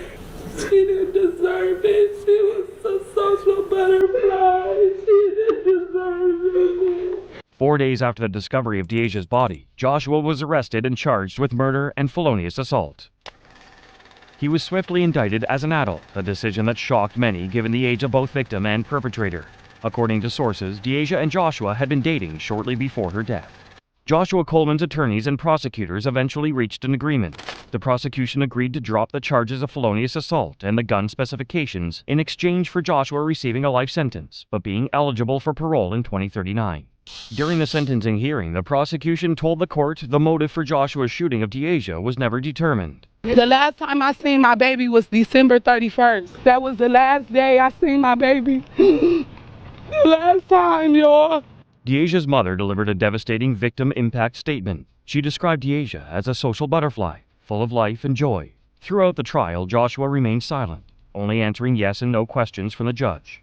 His lack of remorse further enraged Giaja's loved ones. In her murder later this month, he was sentenced to 15 years to life behind bars. During the sentencing phase, the judge asked Joshua if he wanted to give a statement or explain the motive behind the shooting. However, Joshua declined, leaving many unanswered questions. Without the eyewitness's testimony, there may never have been justice for Giaja. The police, acknowledging this witness's crucial role, credited that person for their bravery and determination. It was the eyewitness's testimony that ultimately led to Joshua's conviction. Up next is the chilling tale of Brendan Deppa, a teenage felon whose crimes shocked his school community and targeted his own teacher. He's charged with beating teachers aide Joe Nadich last year for taking his Nintendo away in class, deputies saying he beat her unconscious. Joanne Nadich was a valued paraprofessional at Matanzas High School who had gained a reputation for her dedication and commitment to supporting students. However, she became increasingly concerned about Brendan Deppa, a troubled teen known for his aggressive behavior and obsession with gaming. In February 2023, Joanne approached Brendan's teacher to express her concerns about allowing him to participate in the gaming console class. She believed that given his disruptive behavior and lack of focus, he should not be allowed to use the console in the classroom. Brendan became enraged after hearing that he would no longer be allowed to use the console in the classroom. Instead of directing his anger towards his teacher, Brendan turned his wrath on Joanne. In a fit of rage, he stood up and got into Joanne's face, spitting on her. Determined to escape the situation, Joanne attempted to leave the classroom. However, Brendan refused to back down, pushing her to the ground. As Joanne lay defenseless on the ground, Brendan continued his assault, raining down blows and kicks upon her. Fortunately, the assault was interrupted by several bystanders who managed to pull Brendan away from Joanne. Friends are raising money for Joan in a GoFundMe. You can see more than $40,000 has been raised so far. As the deputies led Brendan away, he continued to threaten Joanne, vowing to kill her. Joanne's injuries were extensive and required immediate medical attention. She was hospitalized, where she was diagnosed with broken ribs, herniated discs, and rotator cuff injuries. In addition to these physical wounds, Joanne also began to experience the impact of the attack on her mental health. Matanzas High School surveillance system captured the entire incident. Footage of Brendan's merciless beating of Joanne quickly spread online, captivating the attention of viewers worldwide. Brendan's time behind bars was not without controversy. He managed to secure his GED while incarcerated.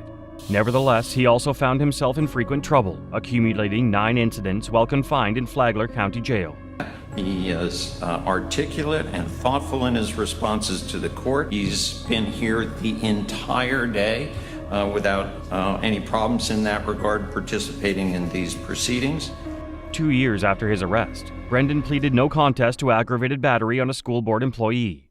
During the sentencing hearing, Brendan's demeanor was both disturbing and perplexing.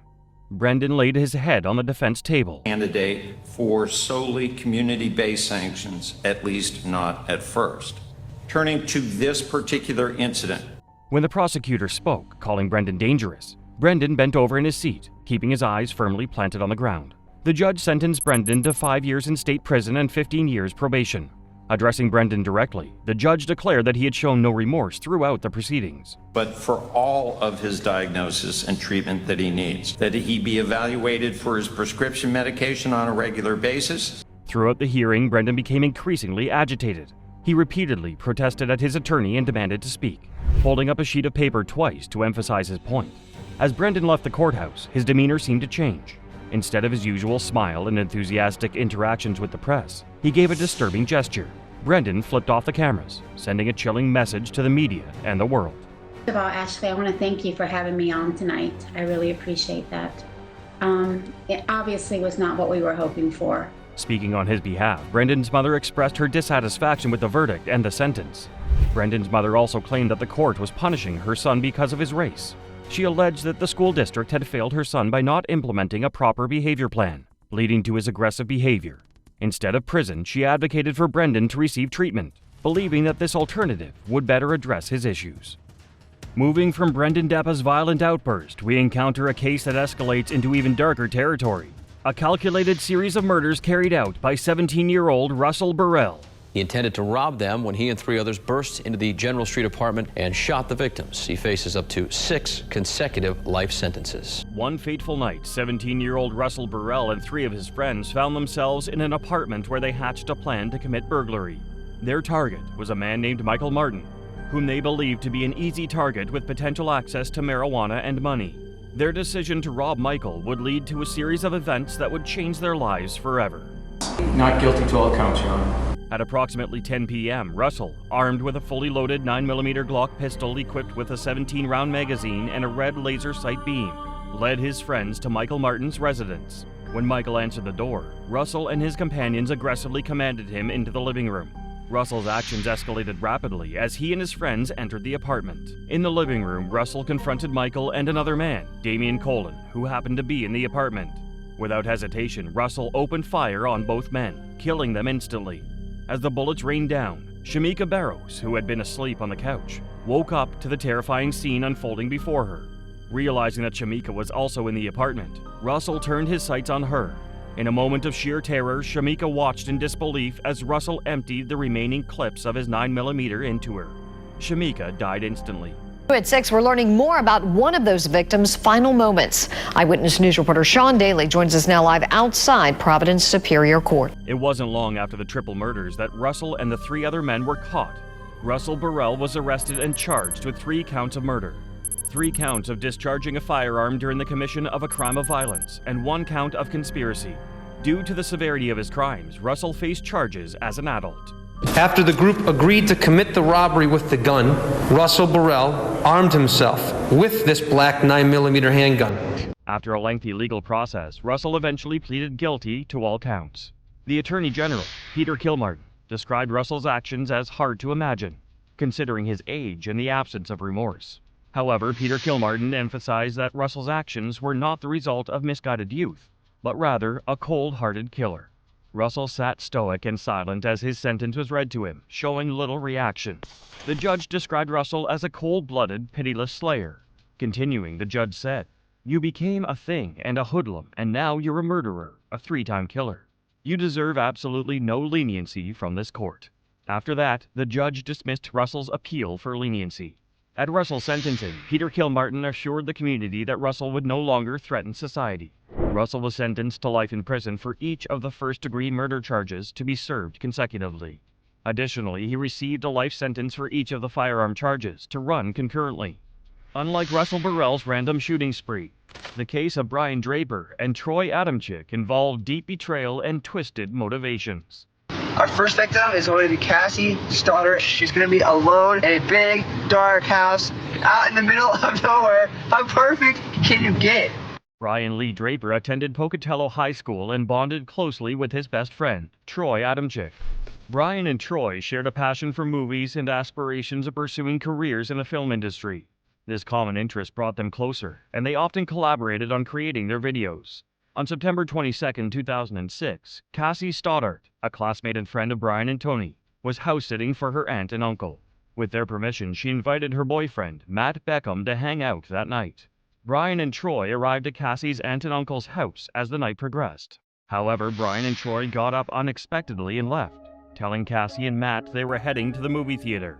Hello, Cassie. I'm getting you on tape, okay? Say hi, please. Hi. Okay, see ya. Little did Cassie know that Brian and Troy, her 2 supposedly trusted friends, had sinister plans in mind. Before they left, Brian, unbeknownst to Cassie, unlocked the basement door, setting the scene for a horrifying turn of events.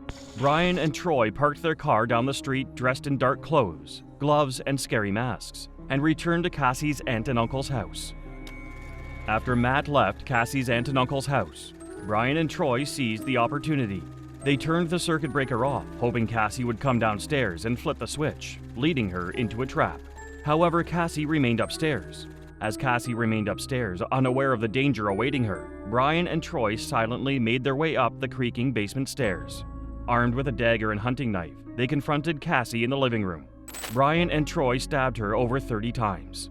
The investigation into Cassie's murder quickly focused on Brian and Troy, and as investigators gathered evidence, they discovered a partially burned VHS tape.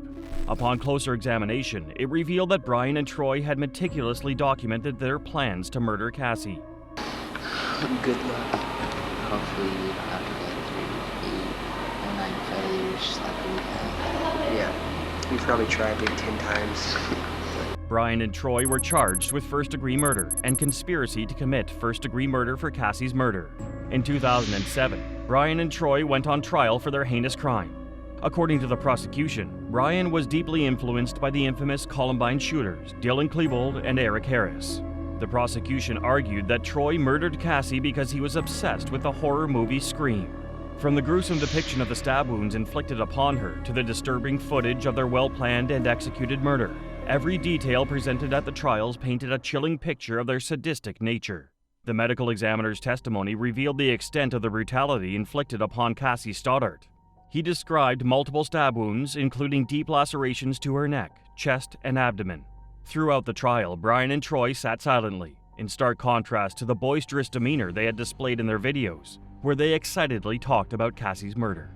Their once cocky smiles were replaced by anxious glances and shifting in their seats. It was evident that they were deeply scared of the potential consequences they faced. The change in their behavior was striking. They seemed like completely different individuals, a far cry from the boisterous teenagers who had bragged about their exploits in the video. Their body language and demeanor betrayed their true selves, scared little boys who were now facing the consequences of their actions. Despite their efforts, Brian and Troy were found guilty and sentenced to life in prison without the possibility of parole. Transitioning from the shocking case of Brian Lee Draper and the calculated murder of Cassie Stoddart, we now turn our attention to a different yet equally harrowing narrative involving Sierra Halseth. They look like young sweethearts just goofing around until this chilling boast. Day 3 after murdering somebody. Whoa! Don't put that on the camera. They admit to committing a murder. Sierra was the youngest child born to Daniel and Elizabeth Halseth. In 2006, Sierra's mother, Elizabeth, became involved in local politics, and several years later, she won a seat in the Nevada State Senate. Eventually, Elizabeth and Daniel separated, and Sierra moved to Alaska with her mother. However, she returned to Nevada and formed a relationship with her father. During the height of the COVID-19 pandemic in June 2020, Sierra was in a difficult situation. The teenager refused to return to her mother and stepfather's home, claiming she feared her stepfather. Things quickly escalated, and Sierra defied a court order to run away to her father's house. Sierra's defiance escalated, and her relationship with her father, Daniel, became strained. Daniel, a loving parent, tried his best to support his daughter, but she refused to listen. Despite Daniel's efforts to maintain a positive relationship, Sierra's behavior grew more rebellious and defiant. As time went on, Sierra's behavior took a darker turn. She began associating with an 18-year-old man named Aaron Guerrero. Despite his age, Sierra fell deeply in love with the young man.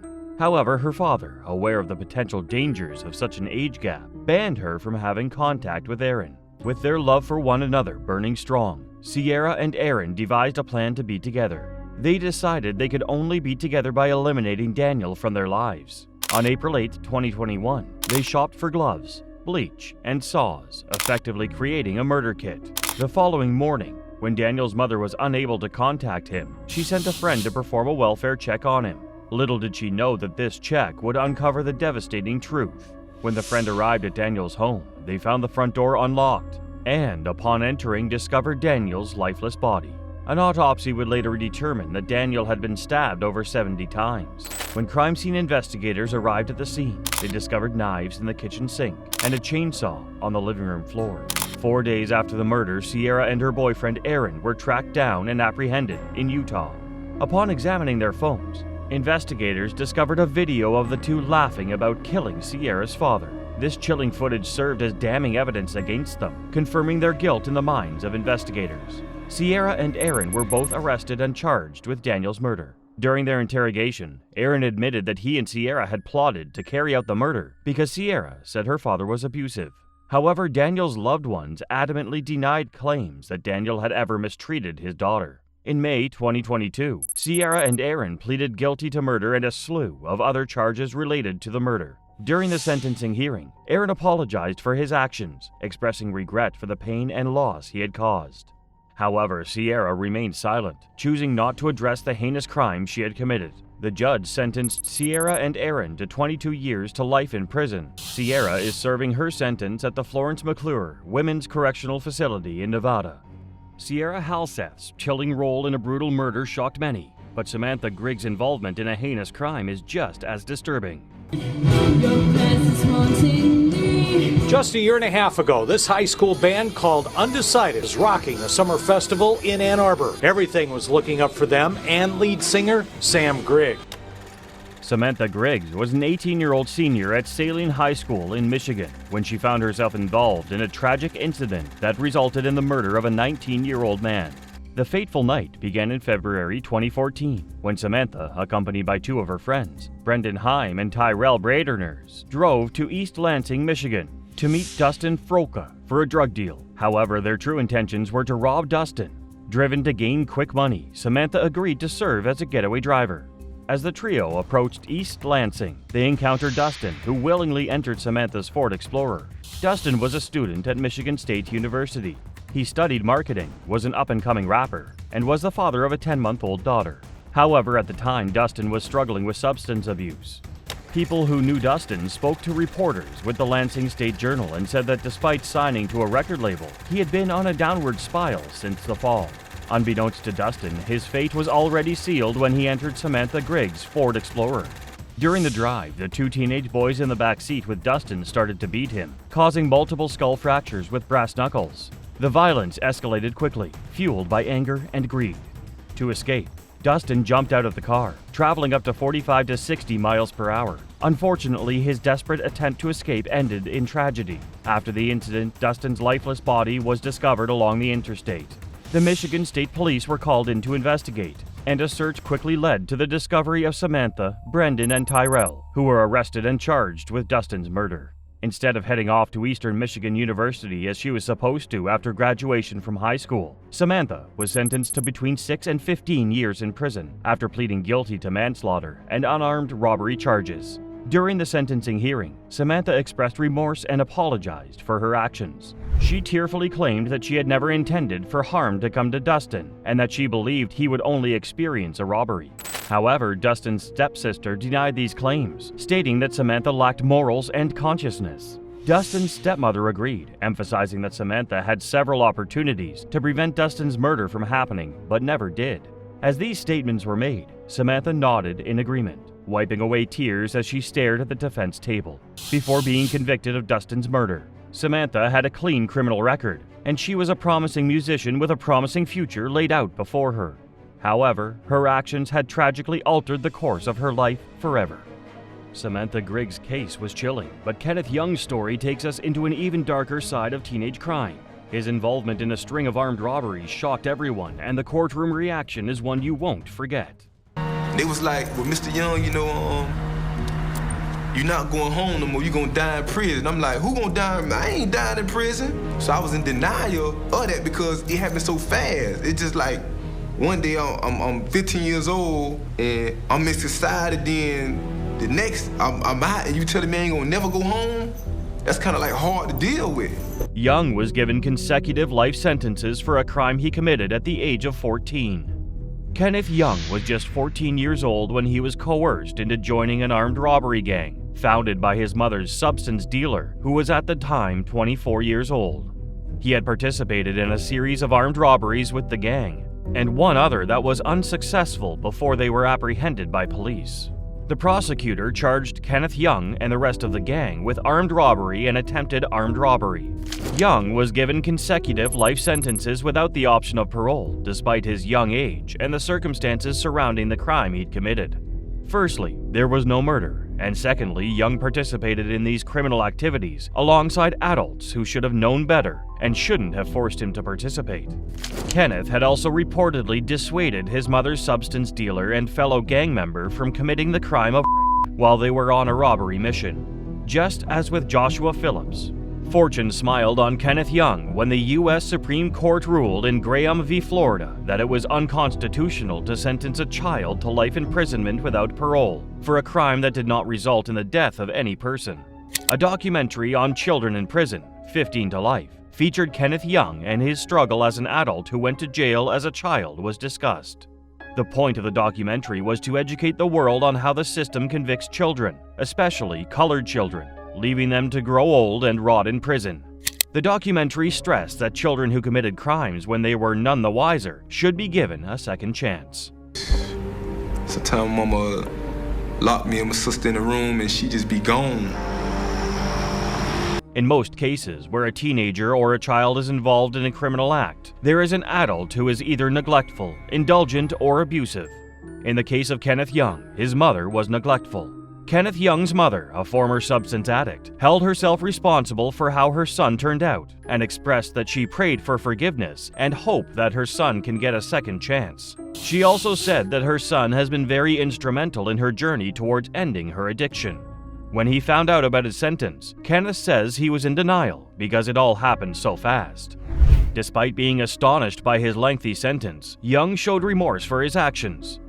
While Kenneth's mother bears responsibility for her negligence in exposing her son to dangerous influences, our next case plunges us into a chilling scenario involving two students and their unsuspecting Spanish teacher. And two teenagers accused of killing their Spanish teacher have pled guilty to first-degree murder. The Fairfield High School Spanish teacher was beaten to death in a park with a baseball bat. When you find the mutilated corpse of an old lady who had been declared missing, your first thoughts would probably never be that the act had been committed by an adolescent. But this was the case for 66-year-old Spanish teacher Barbara Graber. Graber had been brutally murdered by not one but two adolescents, her 16-year-old student Willard Miller and his friend Jeremy Goodale. The reason why is shocking, and the reaction of the perpetrators in court will send shivers down your spine. Willard Miller had been failing his Spanish class at Fairfield High School in Iowa, and his poor grades threatened his chances of going on a study trip overseas, so he frequently argued with his teacher, Barbara Graber, over it. Miller got fed up with not having his way and devised an evil plan to take her out. His plan was to ambush her along a path where she often walked, and he would employ the services of his friend Jeremy Goodale to act as a lookout. On the 2nd of November 2021, Miller finally got the chance to act on his plan when Graber was walking along the planned path. He and Goodale were able to blindside her before repeatedly striking her with a baseball bat until she passed away. Graber obviously couldn't survive the attack, so both boys dragged her corpse into a nearby park and hid it beneath a tarp before fleeing the scene in her van, which they abandoned at the end of a rural road. Both Miller and Goodale soon became the focus of the murder investigation after Goodale sent incriminating messages to another school friend on the social media app Snapchat.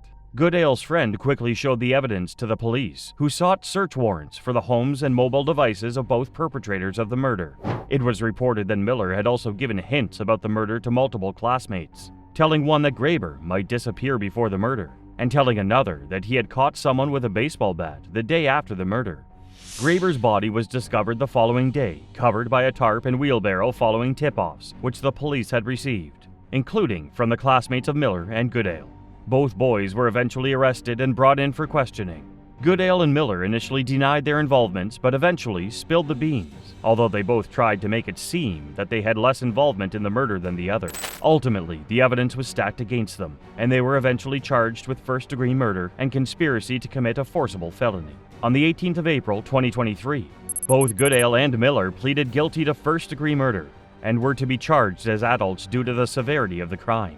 Fortunately for both boys, Iowa does not permit juvenile crimes to be punished with a life sentence without the possibility of parole, but they knew they were going away for a long time.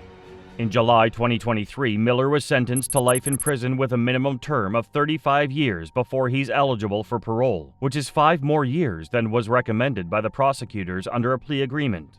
In November that year, Goodale, who had testified against Miller, received a recommended jail sentence of 25 years for his role in the murder. He and Miller were also ordered to pay $150,000 in restitution to Graber's family. Got a nosebleed in court just as he's about to learn his fate. Jeremy Goodale pled guilty for his role in the crime that shocked America. Numerous members of Graber's extended family showed up in court to express their pain and anger over the incident and the trauma it had caused the family ever since. They blamed Goodale for the murder as he chose not to prevent it, but some did offer words of encouragement. Goodale made a tearful apology to the family and friends of his victim, claiming that it was the worst decision of his life and that he wished he could go back in time to prevent it from ever happening. 2 years ago, I made the worst decision of my life, and I take full responsibility for what I did. And today, as a young man, I can begin to pay for that. I can never give back what I've taken. He also apologized to the investigators for trying to mislead them during the interrogations, where he accused a gang of masked kids of perpetrating the murder and making him have to conceal the evidence. Miller, who is now 19, is currently in state custody at the Iowa Department of Corrections, while Goodale is being held at the Jefferson County Detention Center. Our next case takes a dark turn as we meet a teen who escalated from robbery to cold-blooded murder. It's cold-blooded murder. Cold-blooded murder, young man. It's not uncommon to see a teenager commit a robbery, but 17-year-old Michael Swanson would take it too far when he not only robbed 2 convenience stores, but ended up gruesomely murdering the attendants. His reaction to being sentenced for these crimes sent shockwaves down the spine of everyone in court. On Monday, the 15th of November, 2010, at the age of 17, Michael Swanson allegedly stole his mother's car and his grandfather's .40 caliber handgun and drove to northern Iowa in search of a thrill. Just after 9 p.m. that day, a young man wearing a ski mask walked into a Crossroads gas station in Algona, Iowa, where he demanded cash and cigarettes from the clerk, 47-year-old Vicki Bowman Hall. Despite complying with his request, the young man chose to shoot her anyway, leaving her for dead as he fled the scene in a Jeep Grand Cherokee. About an hour later, the same young man appeared at a come-and-go convenience store in Humboldt, about 30 miles south of Algona, where he once again demanded cash from the clerk, this time 61-year-old Sheila Myers. Despite Myers handing him the cash he'd asked for, he had already made up his mind just like the prior incident and shot her anyway, in the face, from only 2 feet away. She died instantly and he quickly fled the scene once again. That young man turned out to be 17-year-old Michael Swanson. Before committing those murders, Swanson had driven from St. Louis Park to northern Minnesota to Iowa in a car he had stolen from his mother, Kathleen, along with her debit cards earlier that morning. This wasn't the first time he had stolen his mother's car, his mother, Kathleen, testifying that he'd had violent and sometimes criminal tendencies since he was a toddler.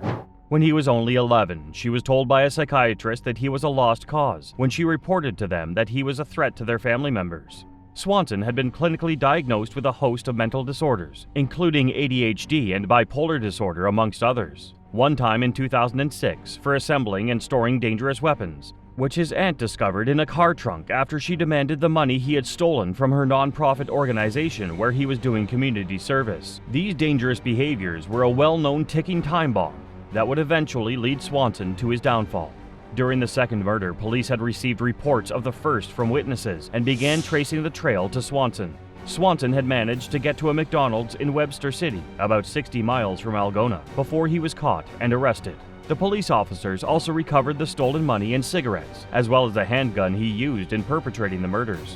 When interrogated over the murders, Swanson told the police that he shot them so they wouldn't be able to call police or identify him. During his prosecution, Swanson showed no remorse over his actions, as he confessed there was a deliberate attempt to murder Myers. Swanson was eventually charged with 2 counts of first-degree murder and 2 counts of robbery. At his first hearing over the murder of Myers in June 2011, the jury reached a quick verdict and Swanson was found guilty of both charges, after which he flipped off the TV cameras. At his second trial that July, he was also found guilty of the robbery and murder of Bowman Hall. For his role in the murders of Myers and Bowman Hall, a then 18-year-old Swanson was handed 2 life sentences without the eligibility of parole. During his sentencing, Swanson could be seen smiling and laughing as his verdict was read. Blooded murder, young man. And your counsel wants us to believe that you lack the capacity, that you were insane. Jillian, the daughter of Bowman Hall, confronted Swanson in an emotional statement, calling him a weak coward. My mom was not only completely 100% innocent, but she was also a defenseless woman when you came in with that gun. Johnson reportedly told a psychiatrist that he had been fascinated by murder and committing acts of violence since he was 13, and intended to wait until he was 18 so he could kill his parents, who he had planned to be his first victims. In 2013, Swanson's sentence was revised to 60 years before parole eligibility by the governor of Iowa, Terry Branstad, who decided to commute the life sentences of 38 Iowa inmates who had been convicted as juveniles. In November 2014, Swanson was charged with attempted murder while in prison for attacking a fellow inmate with a knife. He was convicted of this charge in 2015 and sentenced to an additional 25 years in prison. He will be eligible for parole in 2089 at the age of 96. Our next case dives into one of the deadliest school shooters in U.S. history. Are you a citizen of the United States? Yes, sir. Are you requesting consideration for a court-appointed attorney? Yes, sir. Are you out on bond for any other charge? No, sir.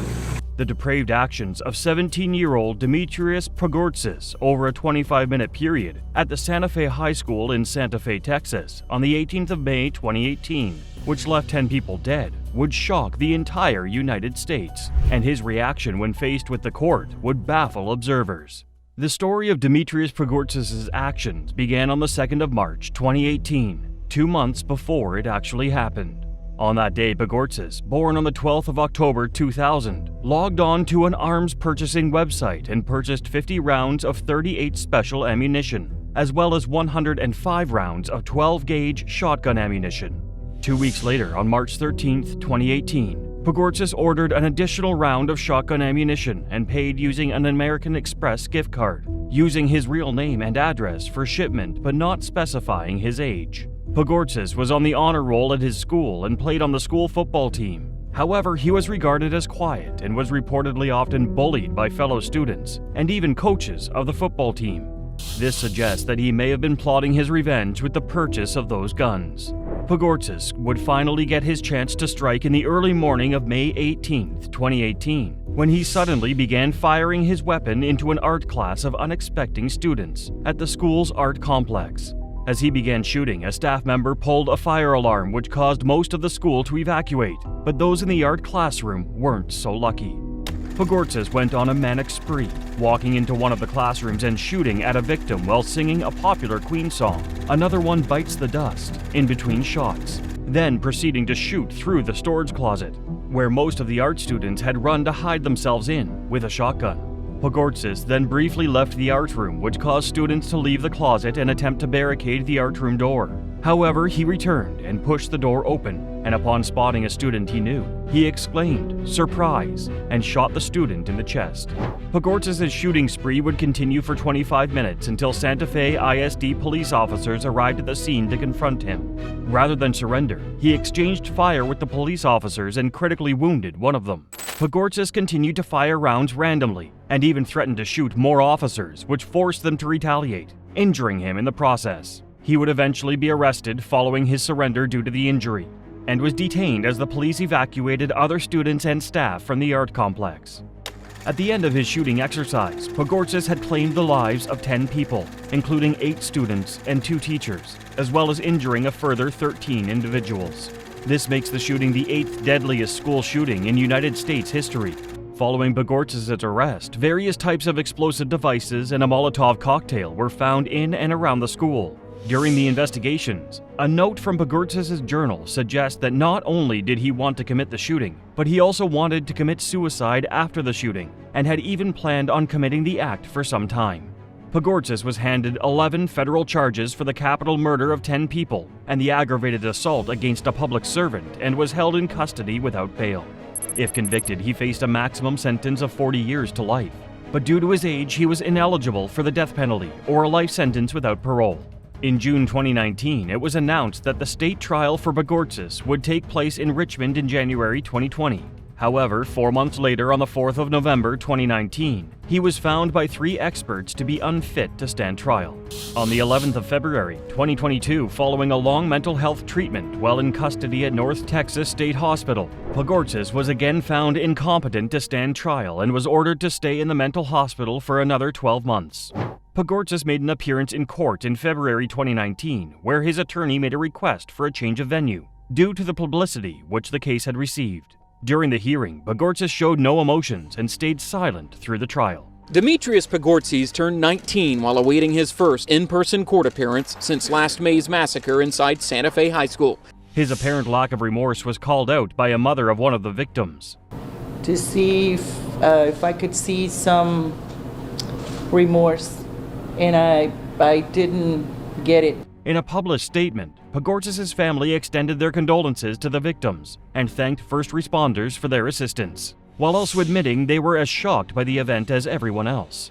The parents of 2 of the victims filed lawsuits against Pogortzis' parents with claims that his father didn't properly secure the murder weapons, which were revealed to belong to him, and that the parents were negligent in entrusting their son with the firearms.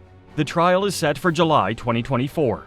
Pogortzis, now 23, is currently in solitary confinement and is receiving treatment as he awaits the declaration of yet another court date to find out how long he's going to be incarcerated for.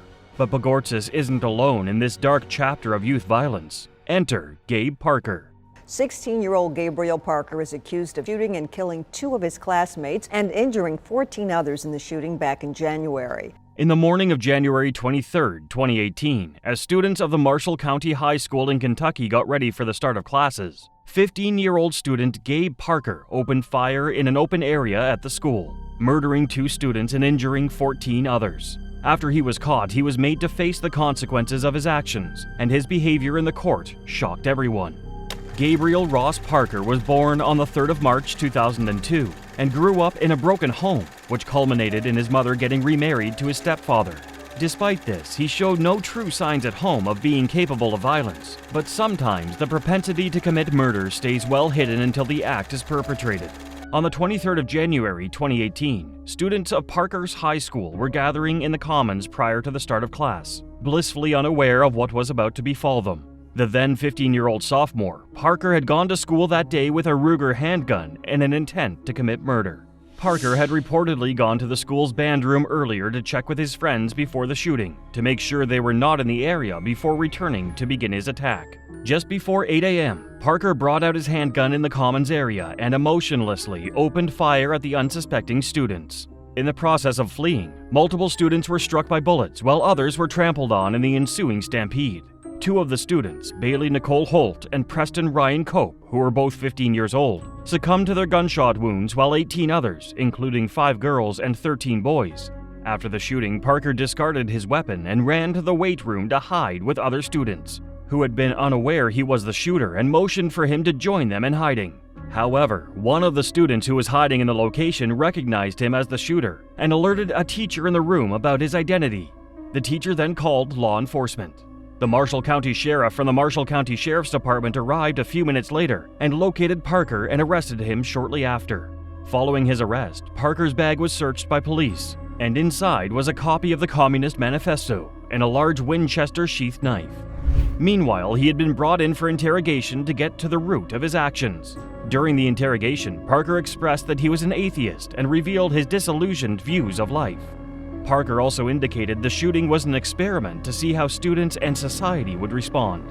Parker was eventually arraigned in Marshall County Circuit Court on the 16th of February, 2018 on charges of 2 counts of murder and 4 counts of first-degree assault, and he was to be tried as an adult due to the gravity of his crimes. Due to his age, Parker was ineligible for either the death penalty or life without parole, and according to Kentucky law, he also had to be eligible for parole after serving 25 years. He would plead guilty to the charges at a hearing on the 28th of April, 2020 in exchange for a plea bargain. As part of the plea offer, 6 of the assault charges were amended to assault in the second degree, Class C felonies. On the 12th of June 2020, an 18-year-old Gabe Parker was sentenced to 2 life terms plus 70 years, with the eligibility for parole after serving 20 years. After his sentence was read out, Parker showed no emotion and merely nodded to the announcement and let his attorney speak for him. 18-year-old inmate pled guilty to all 16 charges, including 2 counts of murder for the deaths of Bailey Holt and Preston Cope. Some victims of the shooting recounted the horrific incident and the trauma it had caused them, while the parents of the victims were expectedly infuriated while recollecting their experience and agreed that Parker deserved the life sentence, even if some did admit that they were open to forgiving him in the future. You're a sorry, low-life demon, piece of garbage, and I can't stand the sight of you, and you will never see the light of day again, and for that I'm grateful. A civil lawsuit was filed against Parker's parents in 2019 by the parents of 4 of the victims of the shooting, including the 2 who sadly lost their lives. They were reportedly asked to be awarded $36.7 million in compensation, although that wouldn't be enough to bring back their kids.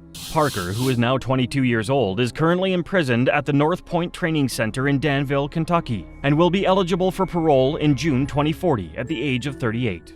Just when you think the horror ends there, enter Ethan Crumbly and his parents. I am a really bad person.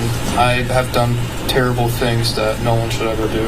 I have lied, been not trustworthy. I've hurt many people, and that's what I've done. On the 30th of November 2021, a 15-year-old Ethan Crumbly turned up at his high school in Oxford Township, Michigan, armed with a 9mm semi-automatic handgun and a strong will to kill.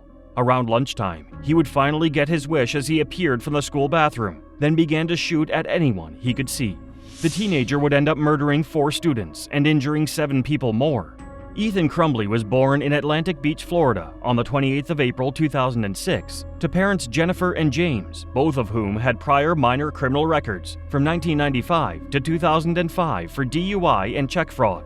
He reportedly had a troubled childhood, with his parents often abandoning him at home, which led to him being introverted, having few friends, and often exhibiting weird behaviors.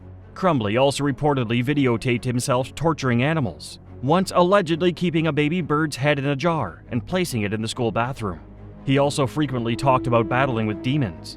Despite his obvious troubles, his parents allegedly never sought therapy for him, and those problems would ultimately lead to the events of 30th November 2021.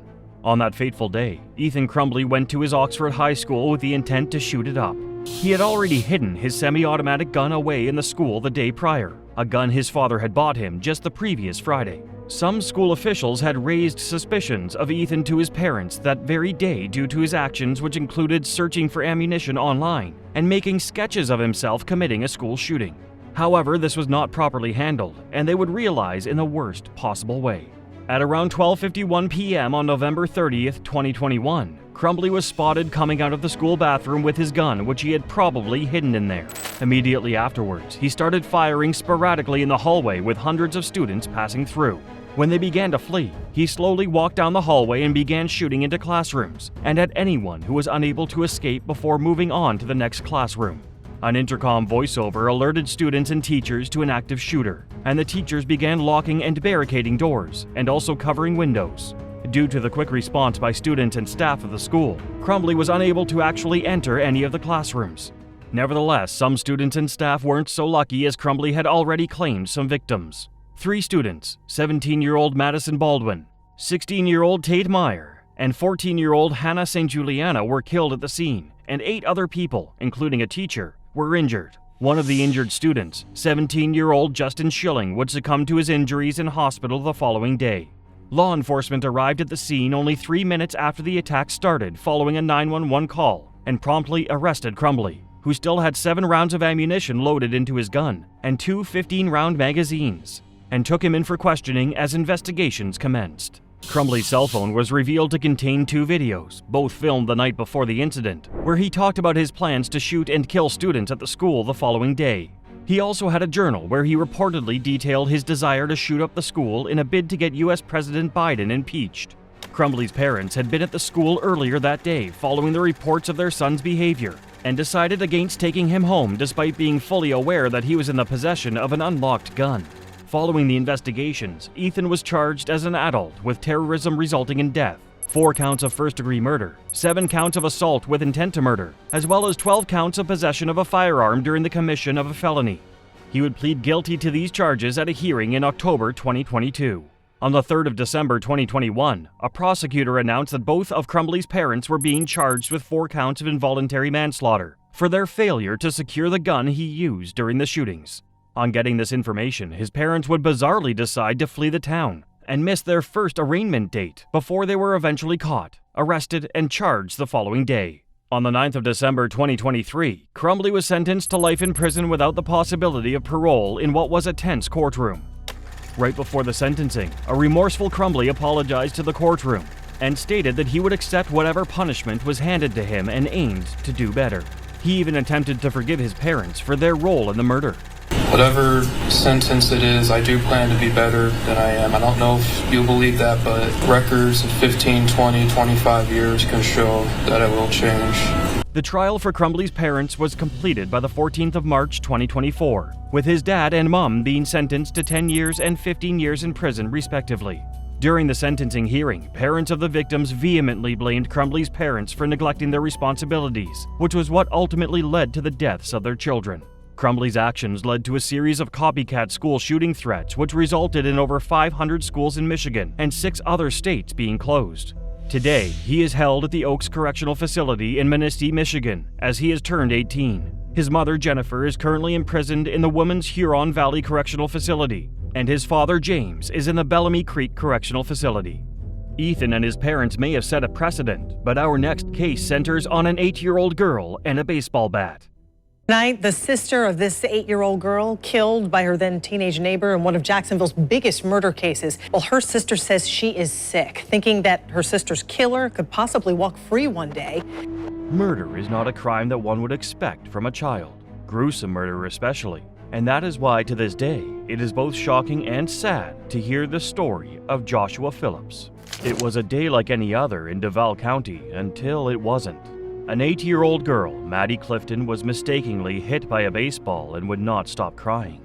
Her cries scared 14-year-old neighbor Joshua Phillips, with whom she had been playing, and in fear that her crying would attract the attention of people around and get him in trouble with his father, who was reportedly mistreating him and would punish him for having friends in the house. The young teenager did the unimaginable. What Joshua Phillips did to avoid getting into trouble with his father will go down in history as one of the most brutal crimes committed in Jacksonville, Florida. In November 1998, the entire neighborhood and the police set out to search for its young member. Everyone, including Joshua Phillips' mother, began handing out flyers of the missing child to people, asking if they'd seen her. While the search party was still out there looking for the little girl, Joshua Phillips' mother made a shocking, gory discovery. Under her teenage son's waterbed was the lifeless body of the missing Maddie Clifton. It turns out that Joshua Phillips had, in a bid to stop Maddie from crying, dragged her into the house he lived in with his parents, hit her repeatedly with a baseball bat until he thought she was dead. When he finished, he then hid her body under his waterbed. His dad returned from work and Joshua was terrified to discover that Maddie was still breathing and moaning. He then stabbed her multiple times until she died. It wasn't until a week after Joshua had killed Maddie that Joshua's mother found the missing body and alerted the authorities. The murder of that little girl was traumatizing for everyone involved. Both the families of the girl who was murdered and the teenager who had committed the crime were distraught. The court initially sentenced Phillips to life imprisonment without parole. But in 2005, the Supreme Court ruled that it is unconstitutional to sentence a child to life imprisonment without the possibility of parole. State laws required that another hearing be conducted after 25 years to reassess the situation and see whether or not a person who was convicted as a child is fit to rejoin society. This is required for all juvenile convictions involving death. It eroded our marriage, replaced love with grief, deep sadness, and a pain that no family should ever have to bear. At the resentencing, the family of the deceased, her mother, father, and sister all came to testify against Phillips. Why should the defendant be allowed to live normally while Maddie lies cold in a grave? The state of Phillips' mind is not certain as he watches the court proceeding, blinking repeatedly, his face expressionless. The late Maddie's mother then goes on to say that if her daughter's murderer was ever released from jail, she hoped she'd no longer be on earth. Reports held that Phillips has been of good behavior in prison, has won multiple awards, and became a Buddhist monk. He also hopes to live in a monastery for the rest of his life if he gets out of jail. Reports also confirmed that Phillips is indeed sorry for his actions. The family of the deceased did not appear to care about that as they insisted that their daughter and sister's murderer should not be allowed to live freely, stating that Joshua hadn't just deprived their daughter of her right to live and them of the joy of watching her grow, but also that her death had put a strain on their marriage. Despite the evidence of good behavior on Josh's part, the judge upheld the original sentence of the court. Joshua will remain in jail for the rest of his life. These stories reveal the chilling realities of young lives entangled with violence and tragedy. But there's still more to uncover as we continue examining the unsettling forces that led to these unthinkable acts. Make sure to check out our next video. It's one you won't forget.